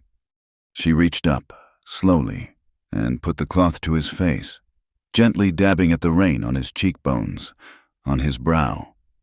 He flinched, as if the touch was a brand, but he did not pull away. She moved the cloth to his neck, to the angry red scratch. Her fingers, still scarred but no longer useless, brushed against the rough, cold skin of his jaw. Her touch was light, hesitant. She saw his eyes close, his throat work as he swallowed. "You shouldn't be here," he said, his voice so low she almost didn't hear it over the rain. All of this, my land, my herd, they'll tear it all down, because of me." "No," Iris said, her hand stopping at his collar. "It is because of me. I am the one who—" "No," he cut her off, his voice raw. He finally looked at her. His eyes, in the lantern light, were not cold. They were a raw, open, aching blue. They were the eyes of a man who had held the line by himself for so long. He had forgotten any other way. The half-step of distance between them was suddenly electric, charged with the rain and his exhaustion and her presence. His breath was a white cloud in the damp. He spoke again, the words ragged, as if pulled from him against his will. "I don't need anyone to carry my load. Iris." He paused, the confession hanging in the air. "But I need you by my side." It was the truest, most vulnerable thing she had ever heard a man say. It was not a plea for help. It was a statement of fact, as bare and essential as the land itself. Iris felt her own throat tighten. Her eyes stung, but not from the rain. Her gaze was steady, her own fear and her own fight momentarily forgotten, eclipsed by his, slowly, deliberately. She took her still bandaged hand and laid it flat against the center of his chest, over the cold, wet wool of his shirt. She felt the heavy, thudding beat of his heart. It was too fast, a panicked, racing rhythm. She just held her hand there, her palm a small, warm pressure. She did not speak. She simply stood, breathing with him, her presence a silent answer. She felt the frantic rhythm beneath her palm begin to slow, to steady, matching the rhythm of the rain. Boone looked down at her hand on his chest. Then he looked at her face. He raised his hand, the one that was not gripping the saddle. His calloused, rough fingers, still cold from the ride, came up to her cheek. He did not grab, he did not pull, he just touched. His thumb moved, slowly, brushing a drop of rain from her skin, a drop that might have been a tear. He held her gaze, asking a question without words. He saw the answer in her eyes. The fear was gone, replaced by a quiet, unwavering strength. He leaned in, his chin dipping, closing the small, cold space between them. He kissed her. It was not a kiss of passion, of fire. It was a kiss of homecoming. It was slow and deep and profoundly gentle. It tasted of the cold rain and the salt of his exhaustion, and, underneath it all, a warmth that was entirely his. He paused, his lips resting against hers, giving her a final chance to turn away. Iris did not turn. She let out a breath she felt she had been holding since she fled the sage thistle.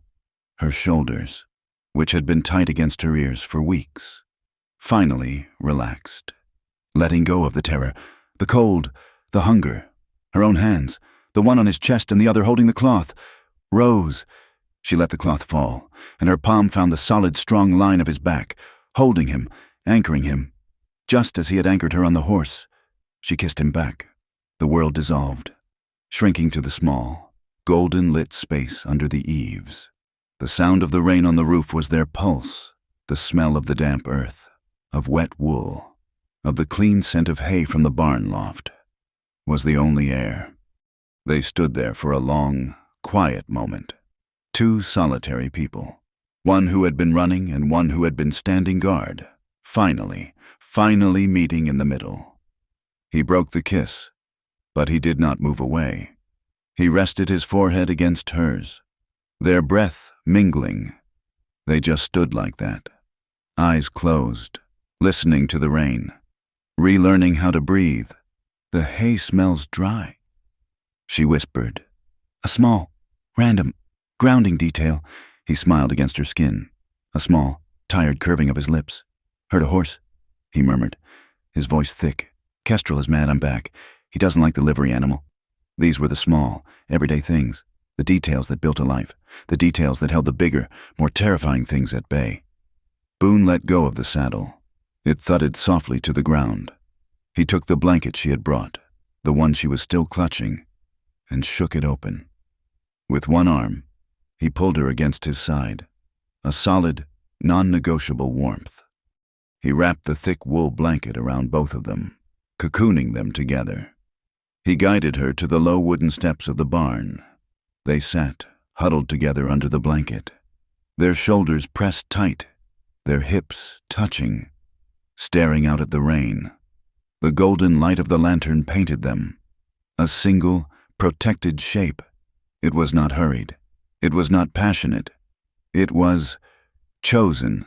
It was close. It was safe. They sat for a long time, not speaking, as the rain washed the world clean. After a while, Iris, who had felt she might never be warm or safe again, felt a strange, slow smile creep onto her face. It was not a smile for him. It was not a smile for anyone. It was the first smile she had worn in a lifetime that was not a mask, not a defense, but a simple, true, and private fact. She was here, she was safe, and she was not alone. The day for the signing of the right-of-way contract dawned clear and cold. The Cinder Wash Bank was, for the first time in its history, the center of the territory's attention. Horace Lyle was immaculate, his suit pressed, his gold watch chain gleaming.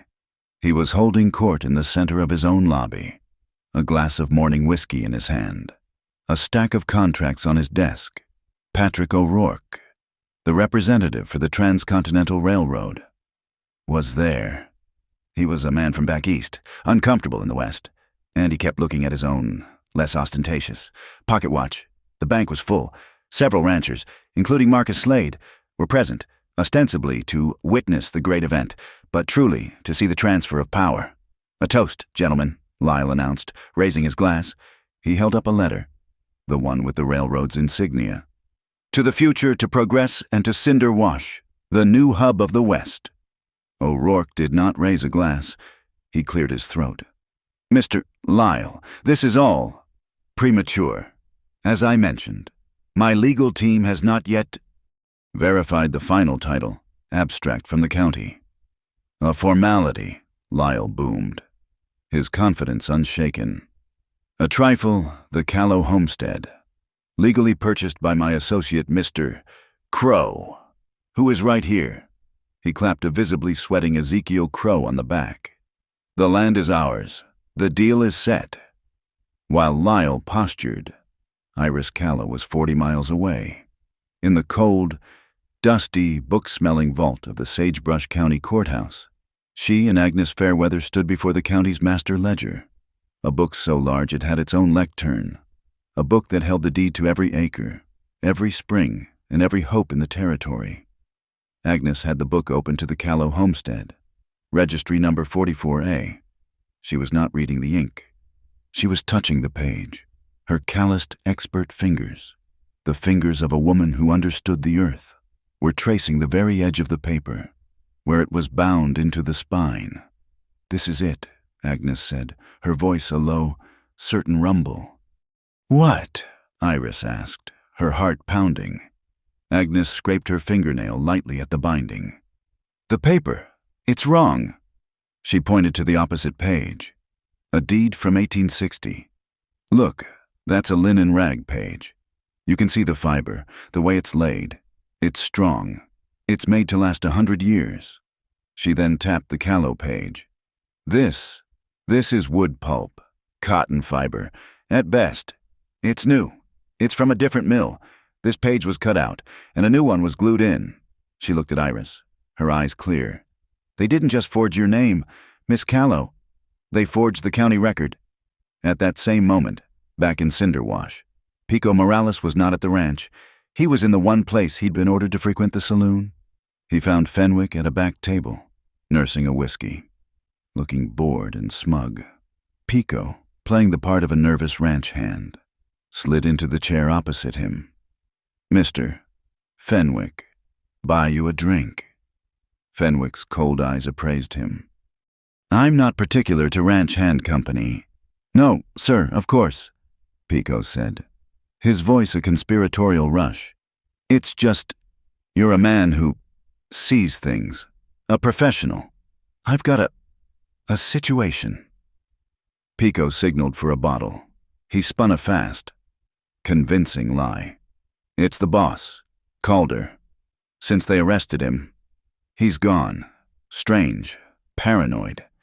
He's pulling all his cash, all of it. He's got a payroll wagon. He's going to try and move it, tonight. He thinks Lyle and Slade are going to seize his assets. He's a fool. He'll be robbed before he hits the county line." Fenwick, who knew Lyle's real plan was to ruin Boone, not rob him, suddenly saw an angle, a freelance operation. He leaned in, his greed peaked. "A payroll wagon, you say how much?" "Thousands," Pico whispered, his eyes wide. "But he's clever. He'll have a trick, just like Mr. Lyle." Fenwick scoffed. "Lyle. He's not clever. He's just rich. A man who keeps his whole life in his pocket is a fool." Pico's heart hammered. This was it.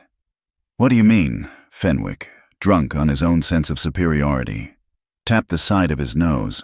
"I mean, a man like that, so afraid of his own safe, he's just asking for trouble." He smiled, a thin, cruel smile, and patted the fob pocket of his own waistcoat. A real professional, he keeps his secrets close, but not that close. He had just confirmed it. The watch was the key. Pico threw 2 coins on the table for the whiskey and fled. Back in the bank, the tension was thick. O'Rourke had put his watch away and was buttoning his coat. "Mr. Lyle, I am leaving. When your title is clear, send a wire to my office in St. Louis. We will reopen negotiations. Now, see here, O'Rourke," Lyle blustered, his face turning red. The bank door opened, the bell jangling. It was Delilah Quince. She was carrying a large, cloth-covered tray. She seemed oblivious to the high-stakes drama. "Oh, apologies. Gentlemen," she said, her voice warm and cheerful. Just bringing some of my oatmeal raisin biscuits for the tellers. They do work so hard. She bustled forward, placing the tray on the counter, the smell of cinnamon and warm bread filling the tense room. She turned to Lyle, her face a picture of innocent admiration. And one for you, Mr. Lyle. I must say, it's a privilege to be in the room on such a day, Mrs. Gentry at the Mercantile was just saying, this town owes its whole future to you. She was just saying that your timepiece alone is the finest this side of the Mississippi. A real Swiss masterpiece. Is it not? Lyle, who was about to lose his audience, was suddenly offered a new one. He preened. He stopped clutching his contracts and, in front of the railroad man, the ranchers, and the tellers, he pulled the heavy, ornate gold watch from his pocket. Why, yes, Delilah, it is, he said, his good humor returning. He dangled it from its chain. A Vacheron, my grandfather's. A very fine piece of clockwork.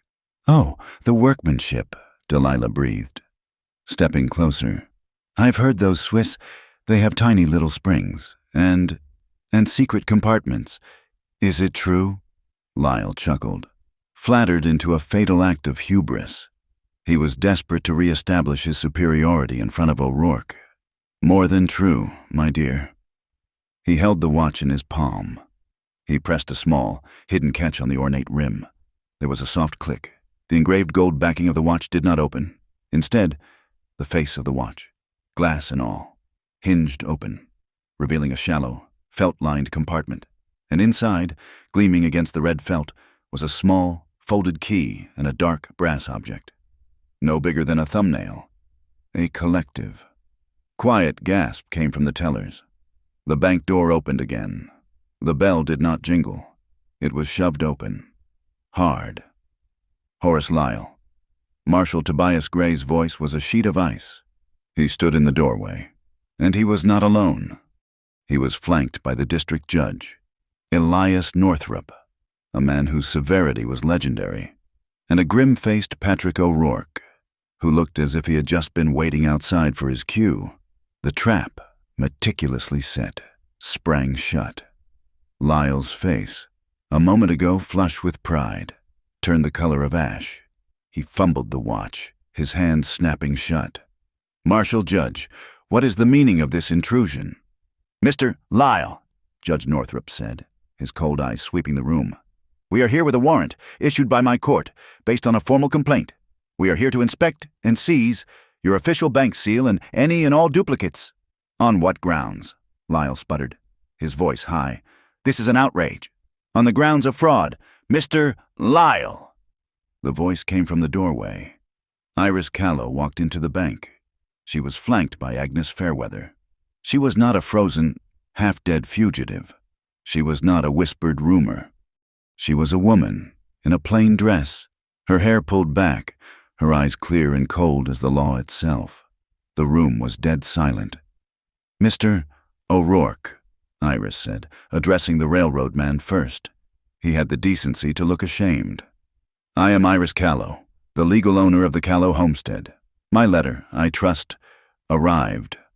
O'Rourke nodded. Stiffly. It did. Miss Callow. 3 days ago. It is the reason for my hesitation. Your letter arrived before Mr. Lyle's final papers.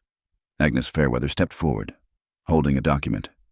Judge Northrup, I have here my sworn survey and a notarized affidavit from the Sagebrush County Clerk, confirming that the Callow deed on file, page 44A, is a forgery, inserted into the master ledger. The paper is wrong. The original has been stolen. Iris walked to the counter, past the stunned face of Horace Lyle. She placed her own handwritten ledger on the marble. And this, she said, her voice ringing, is the true ledger of the Sage Thistle, reconstructed from memory, which I am prepared to have examined, line by line, against the fraudulent account book you and Mr. Crow submitted to Marshal Gray. Lyle was a trapped animal. He was looking at his associate. Crow, at the teller, at the door.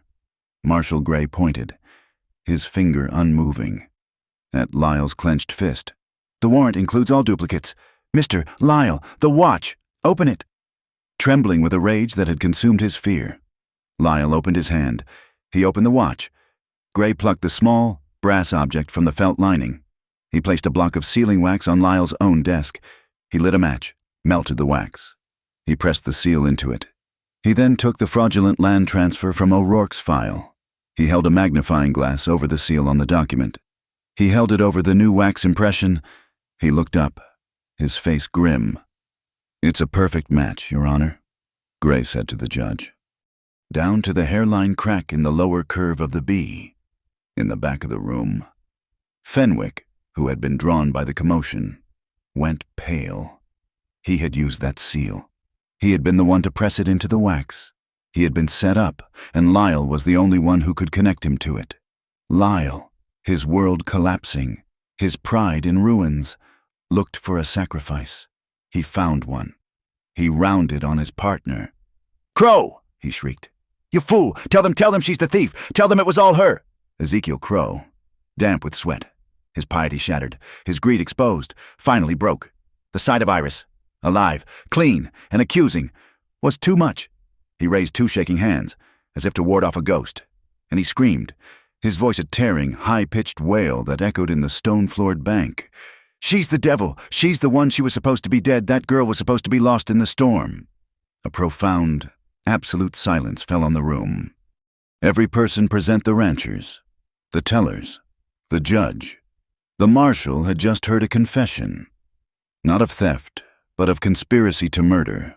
Marshal Gray did not waste emotion.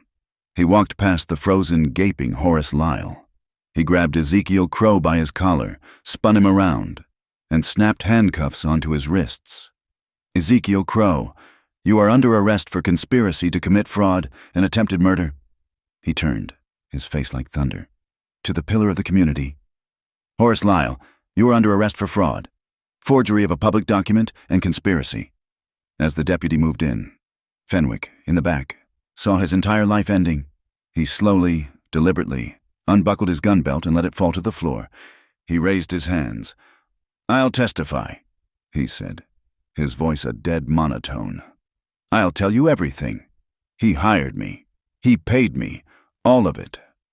Iris Callow stood in the wreckage of her enemy's life, her hand resting on her ledger. The truth. It was, she found, a heavier and more powerful weapon than she had ever imagined. The bank was a tomb sealed by a single, shattering confession. Ezekiel Crow's scream. She was supposed to be lost in the storm, had sucked all the air, all the bluster, all the power from the room. Horace Lyle stood frozen, a statue of ash-gray disbelief. Marshal Gray, his face like carved granite, had Crow in irons before the echo had died. But the conspiracy, like a dying snake, still had venom. Outside, in the bright, cold sunlight, two men, hired by Crow for their muscle and their lack of questions, saw the commotion. They saw their paymasters brought out in chains. They saw the judge. They saw the town watching. They were not loyal, but they were implicated. The younger one, a man named Sully, with a thin, cruel mouth, knew that those ledgers, the ones he had heard so much about, held his own name on warrants for intimidation and assault. "The evidence," Judge Northrup was saying, his voice carrying in the sudden silence. "Marshal, all of it, the ledgers, the surveys, the forged deeds. It is all property of the court now. Deputy, get the courthouse wagon. Load this evidence box, now." The deputy, a young man eager to be part of the historic moment, did as he was told. The heavy wooden box, scorched but intact, containing Iris's memory and Lyle's lies, was carried from the bank. Sully saw his chance. It was not a plan. It was a desperate animal instinct. "The box," he hissed to his partner. "No box, no proof." As the deputy bent to slide the heavy box onto the wagon bed, Sully's partner moved. He slammed his pistol butt, hard, against the back of the deputy's skull. The man crumpled without a sound. "Hey!" a woman screamed from the crowd. It was too late. Sully was already in the driver's seat. He grabbed the reins, lashing the horses with a rawhide whip. The wagon, the town's simple buckboard, leaped forward.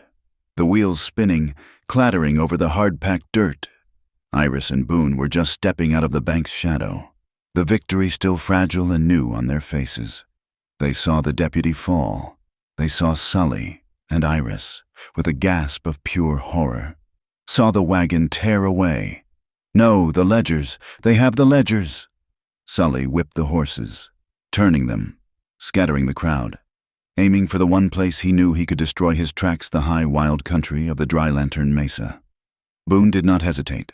His voice was a roar that cut through the panic. "Pico, Thad, our horses now!" His men, who had been waiting, moved as one. Kestrel and Sparrow, the horses Boone and Iris trusted, were already saddled, tied to the rail. They had come prepared for a legal fight, not a chase. But a rancher was always prepared. Boone was in the saddle in a single, fluid motion. He looked at Iris.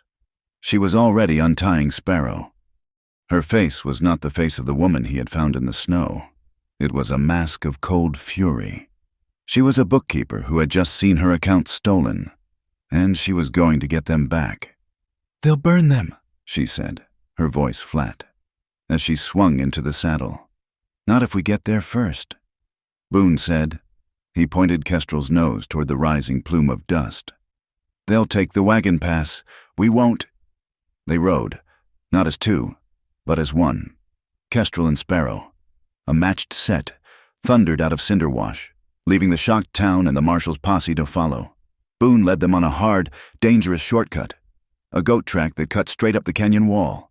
The wagon was forced to take the long, winding switchbacks, but Boone and Iris were climbing, their horses' hooves striking sparks from the flinty rock. The wind up high was a physical thing.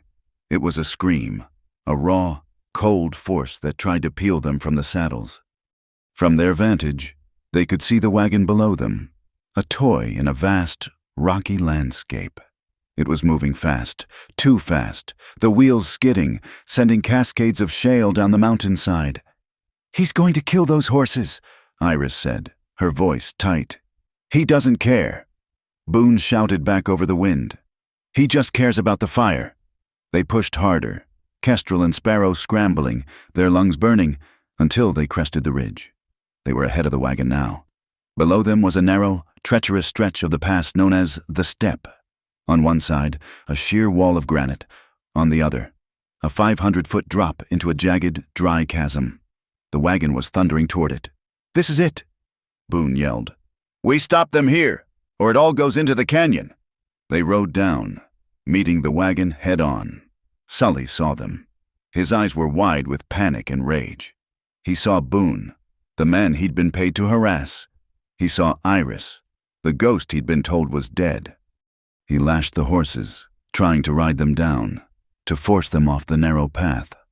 "Iris, your rope," Boone commanded. "Now." She didn't question. She had practiced for weeks. Roping fence posts, roping strays. She had learned the tool. She pulled the lariat from her saddle, her hands, though scarred, moving with a sure, practiced rhythm. She built her loop, the wind whipping at it. The wagon was almost on them. The lead horses, panicked, their eyes white, were just yards away. "Now!" Boone roared. Iris threw. The loop, caught by the wind, was sloppy, but it was true. It sailed past the horses, over the driver, and fell, heavy and sure, right over the wagon's rear axle. "Pull!" Iris reined Sparrow back on her haunches. The mare, trained by Pico, dug in, her muscles trembling. The rope snapped taut, a gunshot in the wind. The wagon's back end was yanked, hard, to the left. The iron-rimmed wheels screamed as it skidded, pulling the wagon. Just as Sully had tried to steer it into the chasm, the wagon slewed sideways, away from the cliff, its momentum broken. But it had enraged the driver, the second man, the one who had struck the deputy. Looked back. He saw the fire was not an option. He drew his pistol. Boone was on him. He had anticipated the gun. He spurred Kestrel, not at the man, but at the wagon's lead horse. He slammed his horse's shoulder into the animal's flank. A brutal, driving check. The lead horse screamed, rearing, tangling its traces. The wagon team, already fighting the rope, was thrown into chaos. The buckboard groaned, shuddered, and scraped to a halt, jackknifed across the narrow pass. The second man, his aim thrown, fired a wild shot that pinged off the rock wall, high above Iris's head. Sully was not done. "Burn it," he screamed, his voice a panicked shriek. "Burn it all." He grabbed the lantern from the wagon's dash, the one they had brought to start their fire. He fumbled with a match, his hands shaking. Boone was off Kestrel before the horse had even stopped. He lunged, not for the man, but for the lantern. He was too late. Sully lit the wick and, with a curse, threw the oil lantern onto the bed of the wagon. It shattered against the wooden evidence box. Blue-white flames exploded. The dry wood, slick with oil, caught instantly. "No!" Iris screamed. Boone didn't hesitate. He ripped off his heavy canvas riding coat. He leaped onto the smoking wagon bed and smothered the flames. He beat at them, the canvas smoking, the fire fighting back. The flames licked out, catching the sleeve of his shirt, climbing his arm. He roared, a sound of pure, primal fury, and beat at the fire, at his own arm, until it was out. He stood, breathing heavily, his hand and forearm a map of blistering, raw burns. But the fire was out. The evidence box was scorched, blackened, but whole. Sully, seeing his last chance gone, saw Iris. She was off her horse, standing by the wagon wheel, her eyes on the box. He snarled, leaping from the wagon, not to fight Boone, but to grab the one thing that had started this. He grabbed Iris, pulling her, using her as a shield. "Back off," called her, "or I'll throw her in the canyon." It was his last, fatal mistake. He had not grabbed a victim. Iris, who had been thrown, beaten, frozen, and hunted, did not scream. She did not plead. She drove her heel, hard, into his instep. He howled, his grip loosening, and she brought her elbow back, a sharp, bony jab into his ribs. He grunted, stumbling, and as she broke free, she saw her goal. She was not a fighter. She was a bookkeeper. She scrambled onto the wagon bed. She ignored the men. She ignored the guns. She grabbed the heavy, scorched box, pulling it into her arms, clutching it to her chest as if it were a child. Sully, recovering, lunged at her. "Get back here, you—" He shoved her. Her boots, the old, worn boots, slipped on the scorched, oily wood. She stumbled. A cry ripped from her throat as she fell backward. Off the wagon, the heavy box pulling her down toward the rocks. "Iris!" Boone yelled. Lunging, he was too late to grab her. But his horse, Kestrel, trained for a decade, was not. Boone had left him, ground-reined by the wagon. The horse stood, a solid wall of muscle. "Kestrel block!" Boone shouted. The horse, responding to the command, shifted. Iris fell, not onto the jagged rocks, but into the solid, warm, living flank of the roan. The horse grunted, holding her, absorbing the impact, a living shield. The sound of pounding hooves. Pico and Thad, their faces a mask of dust and fury, crested the rise. They had taken the long way, but they were here. Their rifles were up, cocked and aimed. They blocked the only escape. The pass was silent, save for the wind. The dust began to settle, a fine, brown curtain over the scene. Sully and his partner raised their hands. It was over. Iris, her legs shaking, pushed herself off the horse. She was covered in soot, her hair wild, her knuckles bloody. She clutched the heavy evidence box to her chest, and she realized, with a strange, distant clarity, that she was not shaking. She looked at Sully, who was now being tied by Thad. She looked at the man who had tried to burn her life, her name, and her one path to justice. Her voice was not high. It was not a plea. It was a judgment. "The law is waiting for you down in town," she said. The ride back was slow. It was a procession. Pico and Thad rode in front, leading the wagon and its bound prisoners.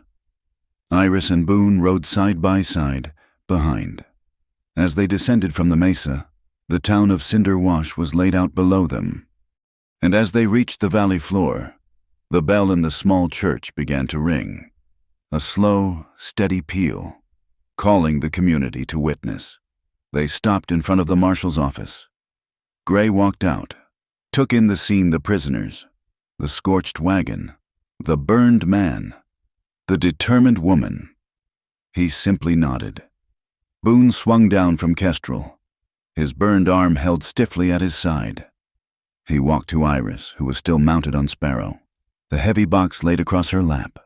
He did not offer to take it. He just looked at her, at the soot on her cheek, at the unbending strength in her spine. He reached up, not with his burned hand, but with his good one, and laid it over hers as she gripped the reins. He squeezed. "You don't have to be strong alone anymore," he said, his voice rough with smoke. Iris looked down at their joined hands, his scarred and strong, hers scarred and steady. She met his gaze, and for the first time, her smile, the one he had seen in the barn, reached her eyes. She nodded, a small, final, absolute movement. She said, the courthouse in Cinder Wash was not a building. It was a promise, a 2-story, false-fronted wooden structure that was, in reality, just a single, oversized room with a fresh coat of white paint. It was not grand enough for the drama that was about to unfold. Judge Elias Northrop, his robes a severe black in the unforgiving sun, had ordered his table and chair brought out onto the steps. He would not have this hearing in a dusty, shadow-filled room. He would have it in the open, under God's eye and the eye of the entire town. And the town had come. They stood in the street, a silent, sun-scorched crowd, ranchers, merchants, saloon girls, and blacksmiths, all drawn by the church bell that had been ringing, and by the sight of Horace Lyle and Ezekiel Crow being led from the jail, not to a horse, but to 2 chairs set in the dirt before the judge. Boone stood on the steps, his burned right arm in a clean white sling, his left hand resting on the scorched but intact evidence box. Iris was beside him. She was not dressed as a victim. She was wearing a simple, clean calico dress Delilah had found. Her hair was pulled back in a neat, severe bun, and her eyes were fixed, not on the accused, but on the judge. "This," Judge Northrop began, his voice a dry crackle in the hot air, "is not a formal trial. That will come later, in a federal court. This is a public hearing. The name of this town has been poisoned by rumor, by fraud, and by violence. The wires are already carrying the news. We will not let the lies travel farther than the truth. We will set the ledger right, here and now." He looked into the crowd. Mr. Patrick O'Rourke, the railroad man, his Eastern suit looking wilted and absurd, stepped forward. He held his hat in his hands. "Mr. O'Rourke," the judge said, "the railroad was prepared to pay a significant sum, some $30,000, for a right-of-way. Based on your negotiations, to whom did you believe that land belonged?" "To Mr. Crow, Your Honor, as represented by his banker." "Mr. Lyle," O'Rourke said, his voice clear. "And now, having seen the evidence presented by Marshal Gray and by Miss Callow." O'Rourke turned, his gaze finding Iris in the crowd. He gave a stiff, respectful bow. "Your Honor, the Transcontinental Railroad is not in the business of trafficking in stolen goods. The land belongs, and has always belonged, to Miss Iris Callow. All contracts with Mr. Lyle and Mr. Crow are null and void." A groan went through the crowd. The $30,000 dream had just evaporated. "This is an outrage," Lyle, who had been sitting in a state of rigid shock, found his voice. "This is slander. I'm a pillar of this." "Silence, Mr. Lyle," the judge said, his voice mild, but with an underlying threat of iron. "You are not a pillar. At present, you are a defendant. Your time to speak will come." He nodded to the steps. Miss Agnes Fairweather, the tall, plain-spoken surveyor, stepped forward, unrolling her survey map. "Judge, the ground doesn't lie. Men do." She unrolled her report. "I surveyed the Callow homestead, as per the original 1854 filing. The markers were not just lost, as Mr. Crow claimed. They were dug up and moved 40 paces to the south to deliberately exclude the spring, making the land worthless. It was fraud, plain and simple. Next, the judge said. Mr. Fenwick. Fenwick, the hired detective, was brought forward, his hands in cuffs. He was pale, his smugness gone, replaced by a rat's terror. He paid me, Fenwick whispered, looking at Lyle. Lyle paid me to retrieve Miss Callow, to bring her in on the embezzlement charge. He said if she resisted, to handle it. When she ran, he looked at Crow, his lip curling. He told me which way she was headed. He told me, the storm will take care of it. He paid me a $500 bonus to ride back, to confirm the mule had fallen. He paid me to let her die. Crow let out a high-pitched, sobbing wail. Lies all lies. And finally, the judge said, the evidence from the bank. Marshal Gray stepped forward. He held the forged land transfer. He also held 2 small, red circles of wax, displayed on a piece of clean wood. Your Honor, Gray said, this is the seal from the fraudulent document, and this is the impression made from the duplicate seal Mr. Lyle carried in his pocket watch, as the entire bank lobby witnessed. They are a perfect match. He handed them to the judge, who examined them with a small glass. Lyle surged to his feet. It's my seal, of course it matches. I am the banker, I'm allowed to have a seal. But you are not, Mr. Lyle, a new voice said, allowed to forge a signature. A small, neat man with wire-rimmed spectacles, who had ridden in with the judge, stepped forward. Elias Quincy, Your Honor, document examiner. I have spent the last hour with the forged deed of sale and a known sample of Mr. Horace Lyle's signature. He held up a magnified drawing. You see here, Mr. Lyle's natural signature is fluid, confident. This forgery, he pointed to the deed, is slow. It is drawn. The ink is blotted at the curves, a sign of a hand that is stopping to imitate, not to write. And the pressure is wrong. This is not a signature. It is a laborious, painstaking, and utterly fraudulent drawing. He forged it himself. The silence was absolute. Lyle, the master of ink and paper, the man who lived by the ledger, had been undone by a single, drawn line. He didn't collapse. He simply deflated. The arrogance, the power, the starched confidence, all ran out of him, leaving a hollow, gray-faced old man in a dirty suit. It was Crow who broke. The dam of his false piety shattered, and a lifetime of greasy, sniveling terror poured out. He fell from his chair, onto his knees in the dirt, and crawled, his hands clasped, toward the judge's table. Mercy, he wept, his face streaked with tears and dust. Mercy, Your Honor. It was all him, he told me. The railroad, the money. He said it was easy. I never wanted to hurt anyone. Not really, I just wanted my share. He's the devil, I tell you. He's the devil. Get up, you sniveling fool, Lyle hissed, his voice a dry rasp. He was trying to hold on to the last shred of his dignity, but his hands were shaking violently. You are a criminal, Mr. Lyle, Judge Northrup said, his voice cutting through the confession. And you, Mr. Crow, are a fool and a criminal. This hearing is concluded. He stood, his full height, his shadow falling over the 2 men. Marshal Gray stepped forward, his badge gleaming in the sun. Horace Lyle, Ezekiel Crow, I am formally arresting you on charges of conspiracy to commit fraud, forgery of a public document, mail fraud, and attempted murder. You will be transported to the federal prison to await trial.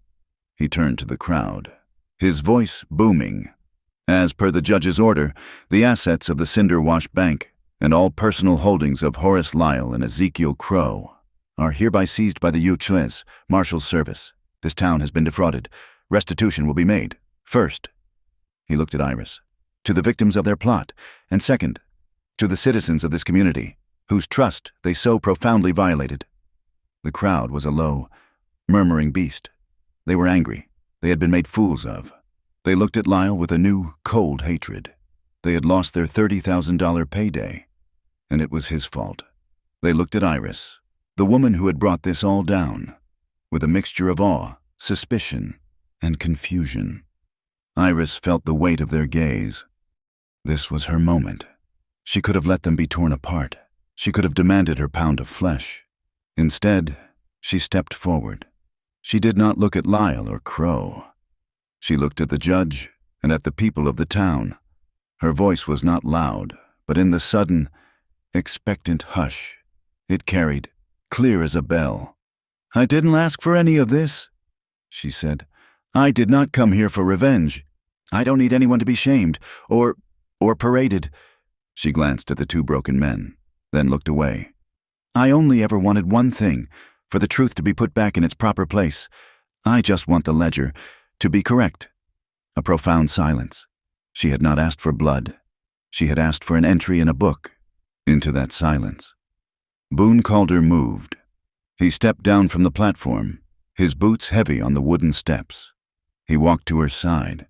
His burned arm was in its sling, a badge of his part in this. He did not speak. He did not look at the crowd. He looked at her.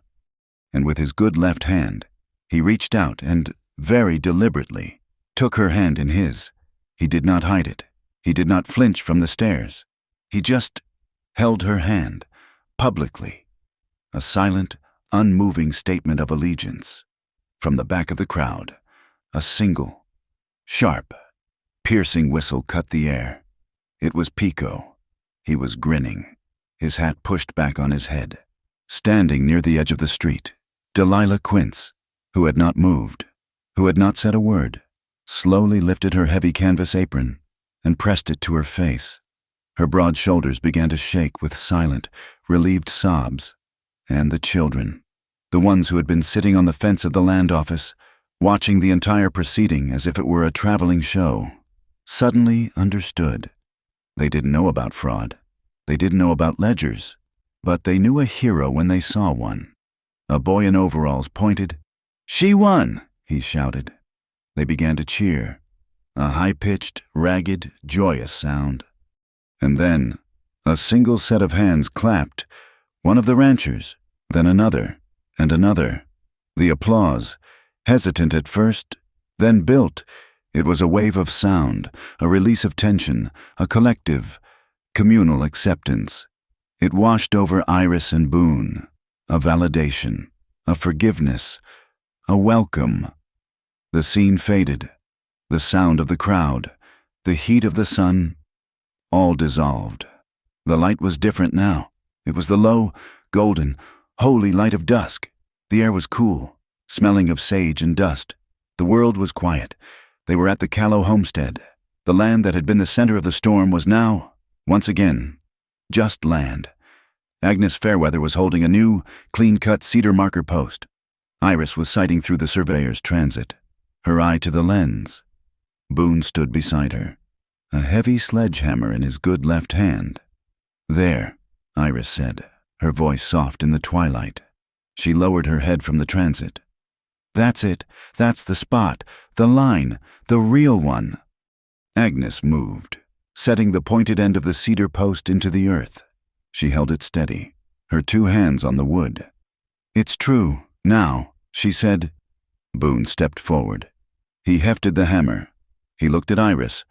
She had her name back. She had her land back. She looked at him, and she nodded. A small, final, certain movement. He swung the hammer. It was not a swing of anger or of vengeance. It was a swing of purpose. The heavy iron met the wood. Thud. A single, solid, definitive sound. The sound of a marker being set. The sound of a line being drawn. The sound of a ledger, finally, being made right.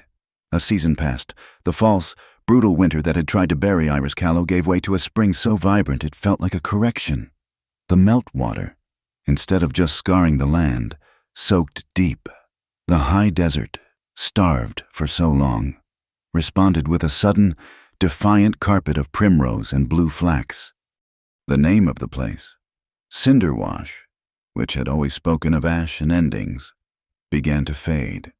The ranchers, the ones who had watched the trial, started calling it Lantern Vale. The land was not the only thing being rebuilt. In the center of town, The Cinderwash Bank, its windows boarded, its name a curse, sat empty. Its assets had been seized by the federal marshals, its ledgers taken as evidence. Horace Lyle and Ezekiel Crow, their power broken, were gone, sent east to await a trial whose outcome was already certain. The town, in a gesture of collective apology, had offered the empty, defiled building to Iris. She had accepted. With Boone and Pico, she had torn the boards from the windows and let the clean, harsh sunlight in. They had scrubbed the floors, washed the walls, and burned the teller's cage for firewood. Iris Callow did not reopen a bank. She opened a school. It was not a grand academy. It was a single room, but it was a beginning. It was for the forgotten girls of the territory, the daughters of homesteaders, too poor to afford a tutor, the young women who worked in the saloon, who could not read the labels on the bottles they served, but who dreamed of a different life. Iris taught them what she knew. She taught them needle and thread, the practical art of mending a seam, of making a thing whole again. She taught them their letters, how to read a newspaper, how to read a contract, how to sign their own names with a hand that did not shake, and, most importantly, she taught them the language of her own salvation, basic accounting. She taught them the power of a balanced ledger, the clean, undeniable truth of a sum that was correct. At the Twin Lantern Ranch, Boone began his own work of transformation, the old North Stable, the one that had sat empty for a decade. He tore one wall from, opening it to the eastern light. He and Thad built long, heavy workbenches. He hung tools awls, knives, and stamps. He was not just a rancher, he was a craftsman. He began a workshop, a place for the women Iris was teaching. If they had the literacy, he would give them the trade. He taught them to work leather. It was a saddle-making workshop, the first of its kind, run for women to give them a skill that paid a man's wage.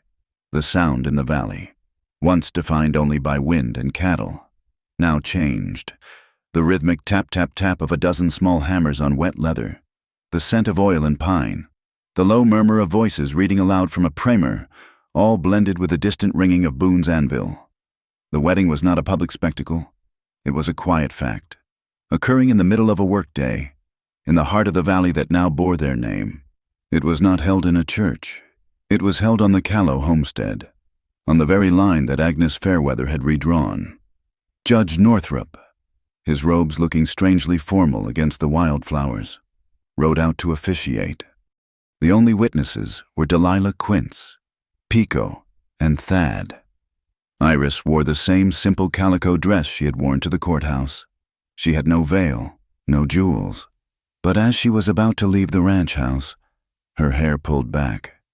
Delilah had stopped her. The older woman's face was, as always, a mask of stern practicality, but her eyes were bright. She held out one rough, calloused hand. "A woman," Delilah said, her voice thick, "should have one fine thing." In her palm lay a hairpin. It was not ornate. It was a simple, twisted bar of silver, polished to a soft, bright gleam, heavy in her hand. "It's beautiful," Iris whispered. "But, Delilah." "It's yours," Delilah said, cutting her off. "Pico, he's good at finding things. He rode to the next county, found that peddler you sold your mother's ring to. It took him some convincing, but he got it back. She took the pin. I had the smith melt it down. It is not a ring of burden anymore. It is an anchor." Her hands, surprisingly gentle, tucked the silver pin into Iris's dark hair. The sacrifice, the last desperate bargain of her flight, had been transformed. It was no longer the price of her escape. It was the mark of her survival. Boone was waiting for her. He wore his work clothes, clean and pressed, his burned right arm held in a black sling, the scars on his skin a stark, angry red. Their vows were not from a book. They were a contract, spoken to each other, their hands joined.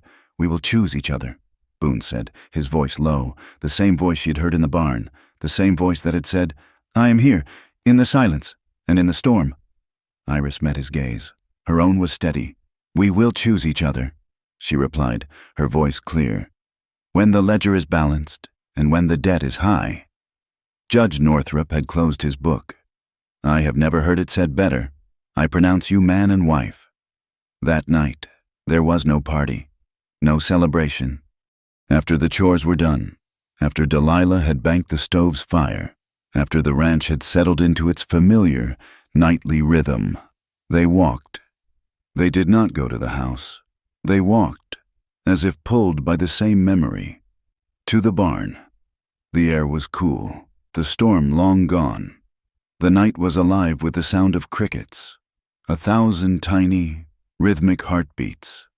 The lantern, the same one, was hung on its peg, its light a soft golden pool under the eaves. Boone had the thick wool blanket, the one he had wrapped around them both on the night of his return. He spread it on the wooden steps, the same spot where they had sat, soaked and exhausted. They sat, shoulder to shoulder. He was on her left side, so his good arm could wrap around her.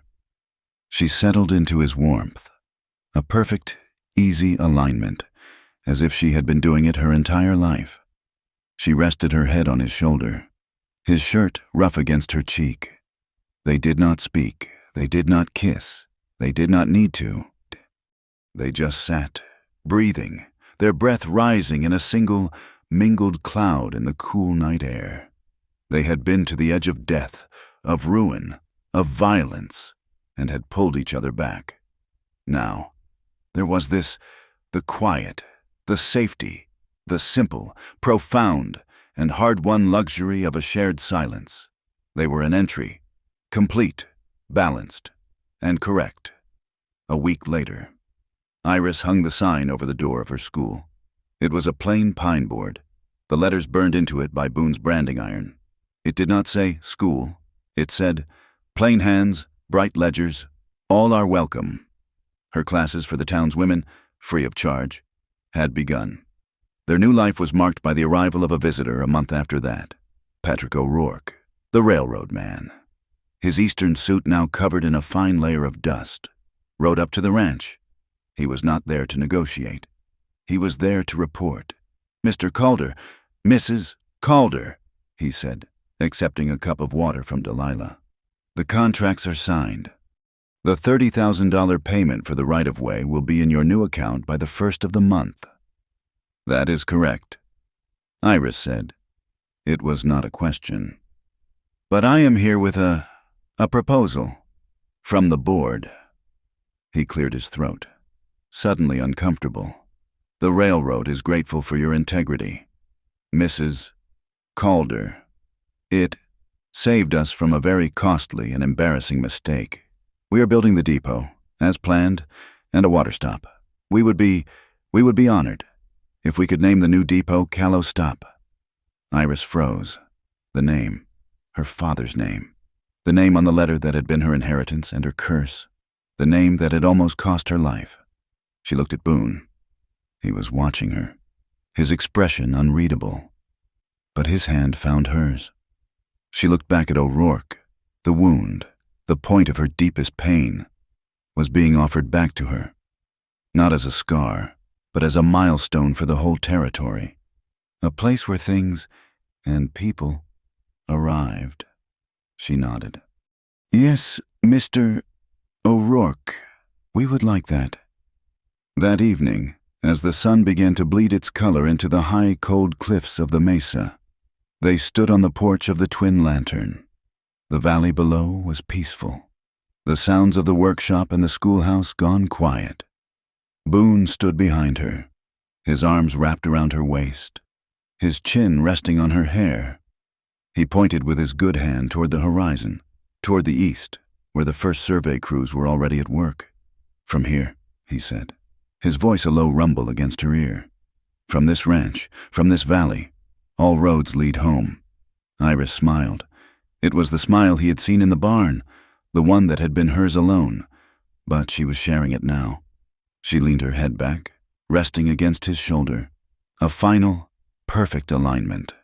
The world was still, and then, from far, far away, carried on the clear evening air, a new sound, the high, lonely, promising whistle of a train, a sound of the future, the sound of a world arriving. The story was over. The ledgers were balanced. The peace earned by fire, by ink, and by truth had finally been written. Thank you so much for listening to our story. We'd love to know where you're listening from, so please leave a comment below and share your thoughts. If you enjoyed this, please subscribe to Wild West Stories 1850, give this video a like, and support us by hitting that hype button to help this story be heard by even more people.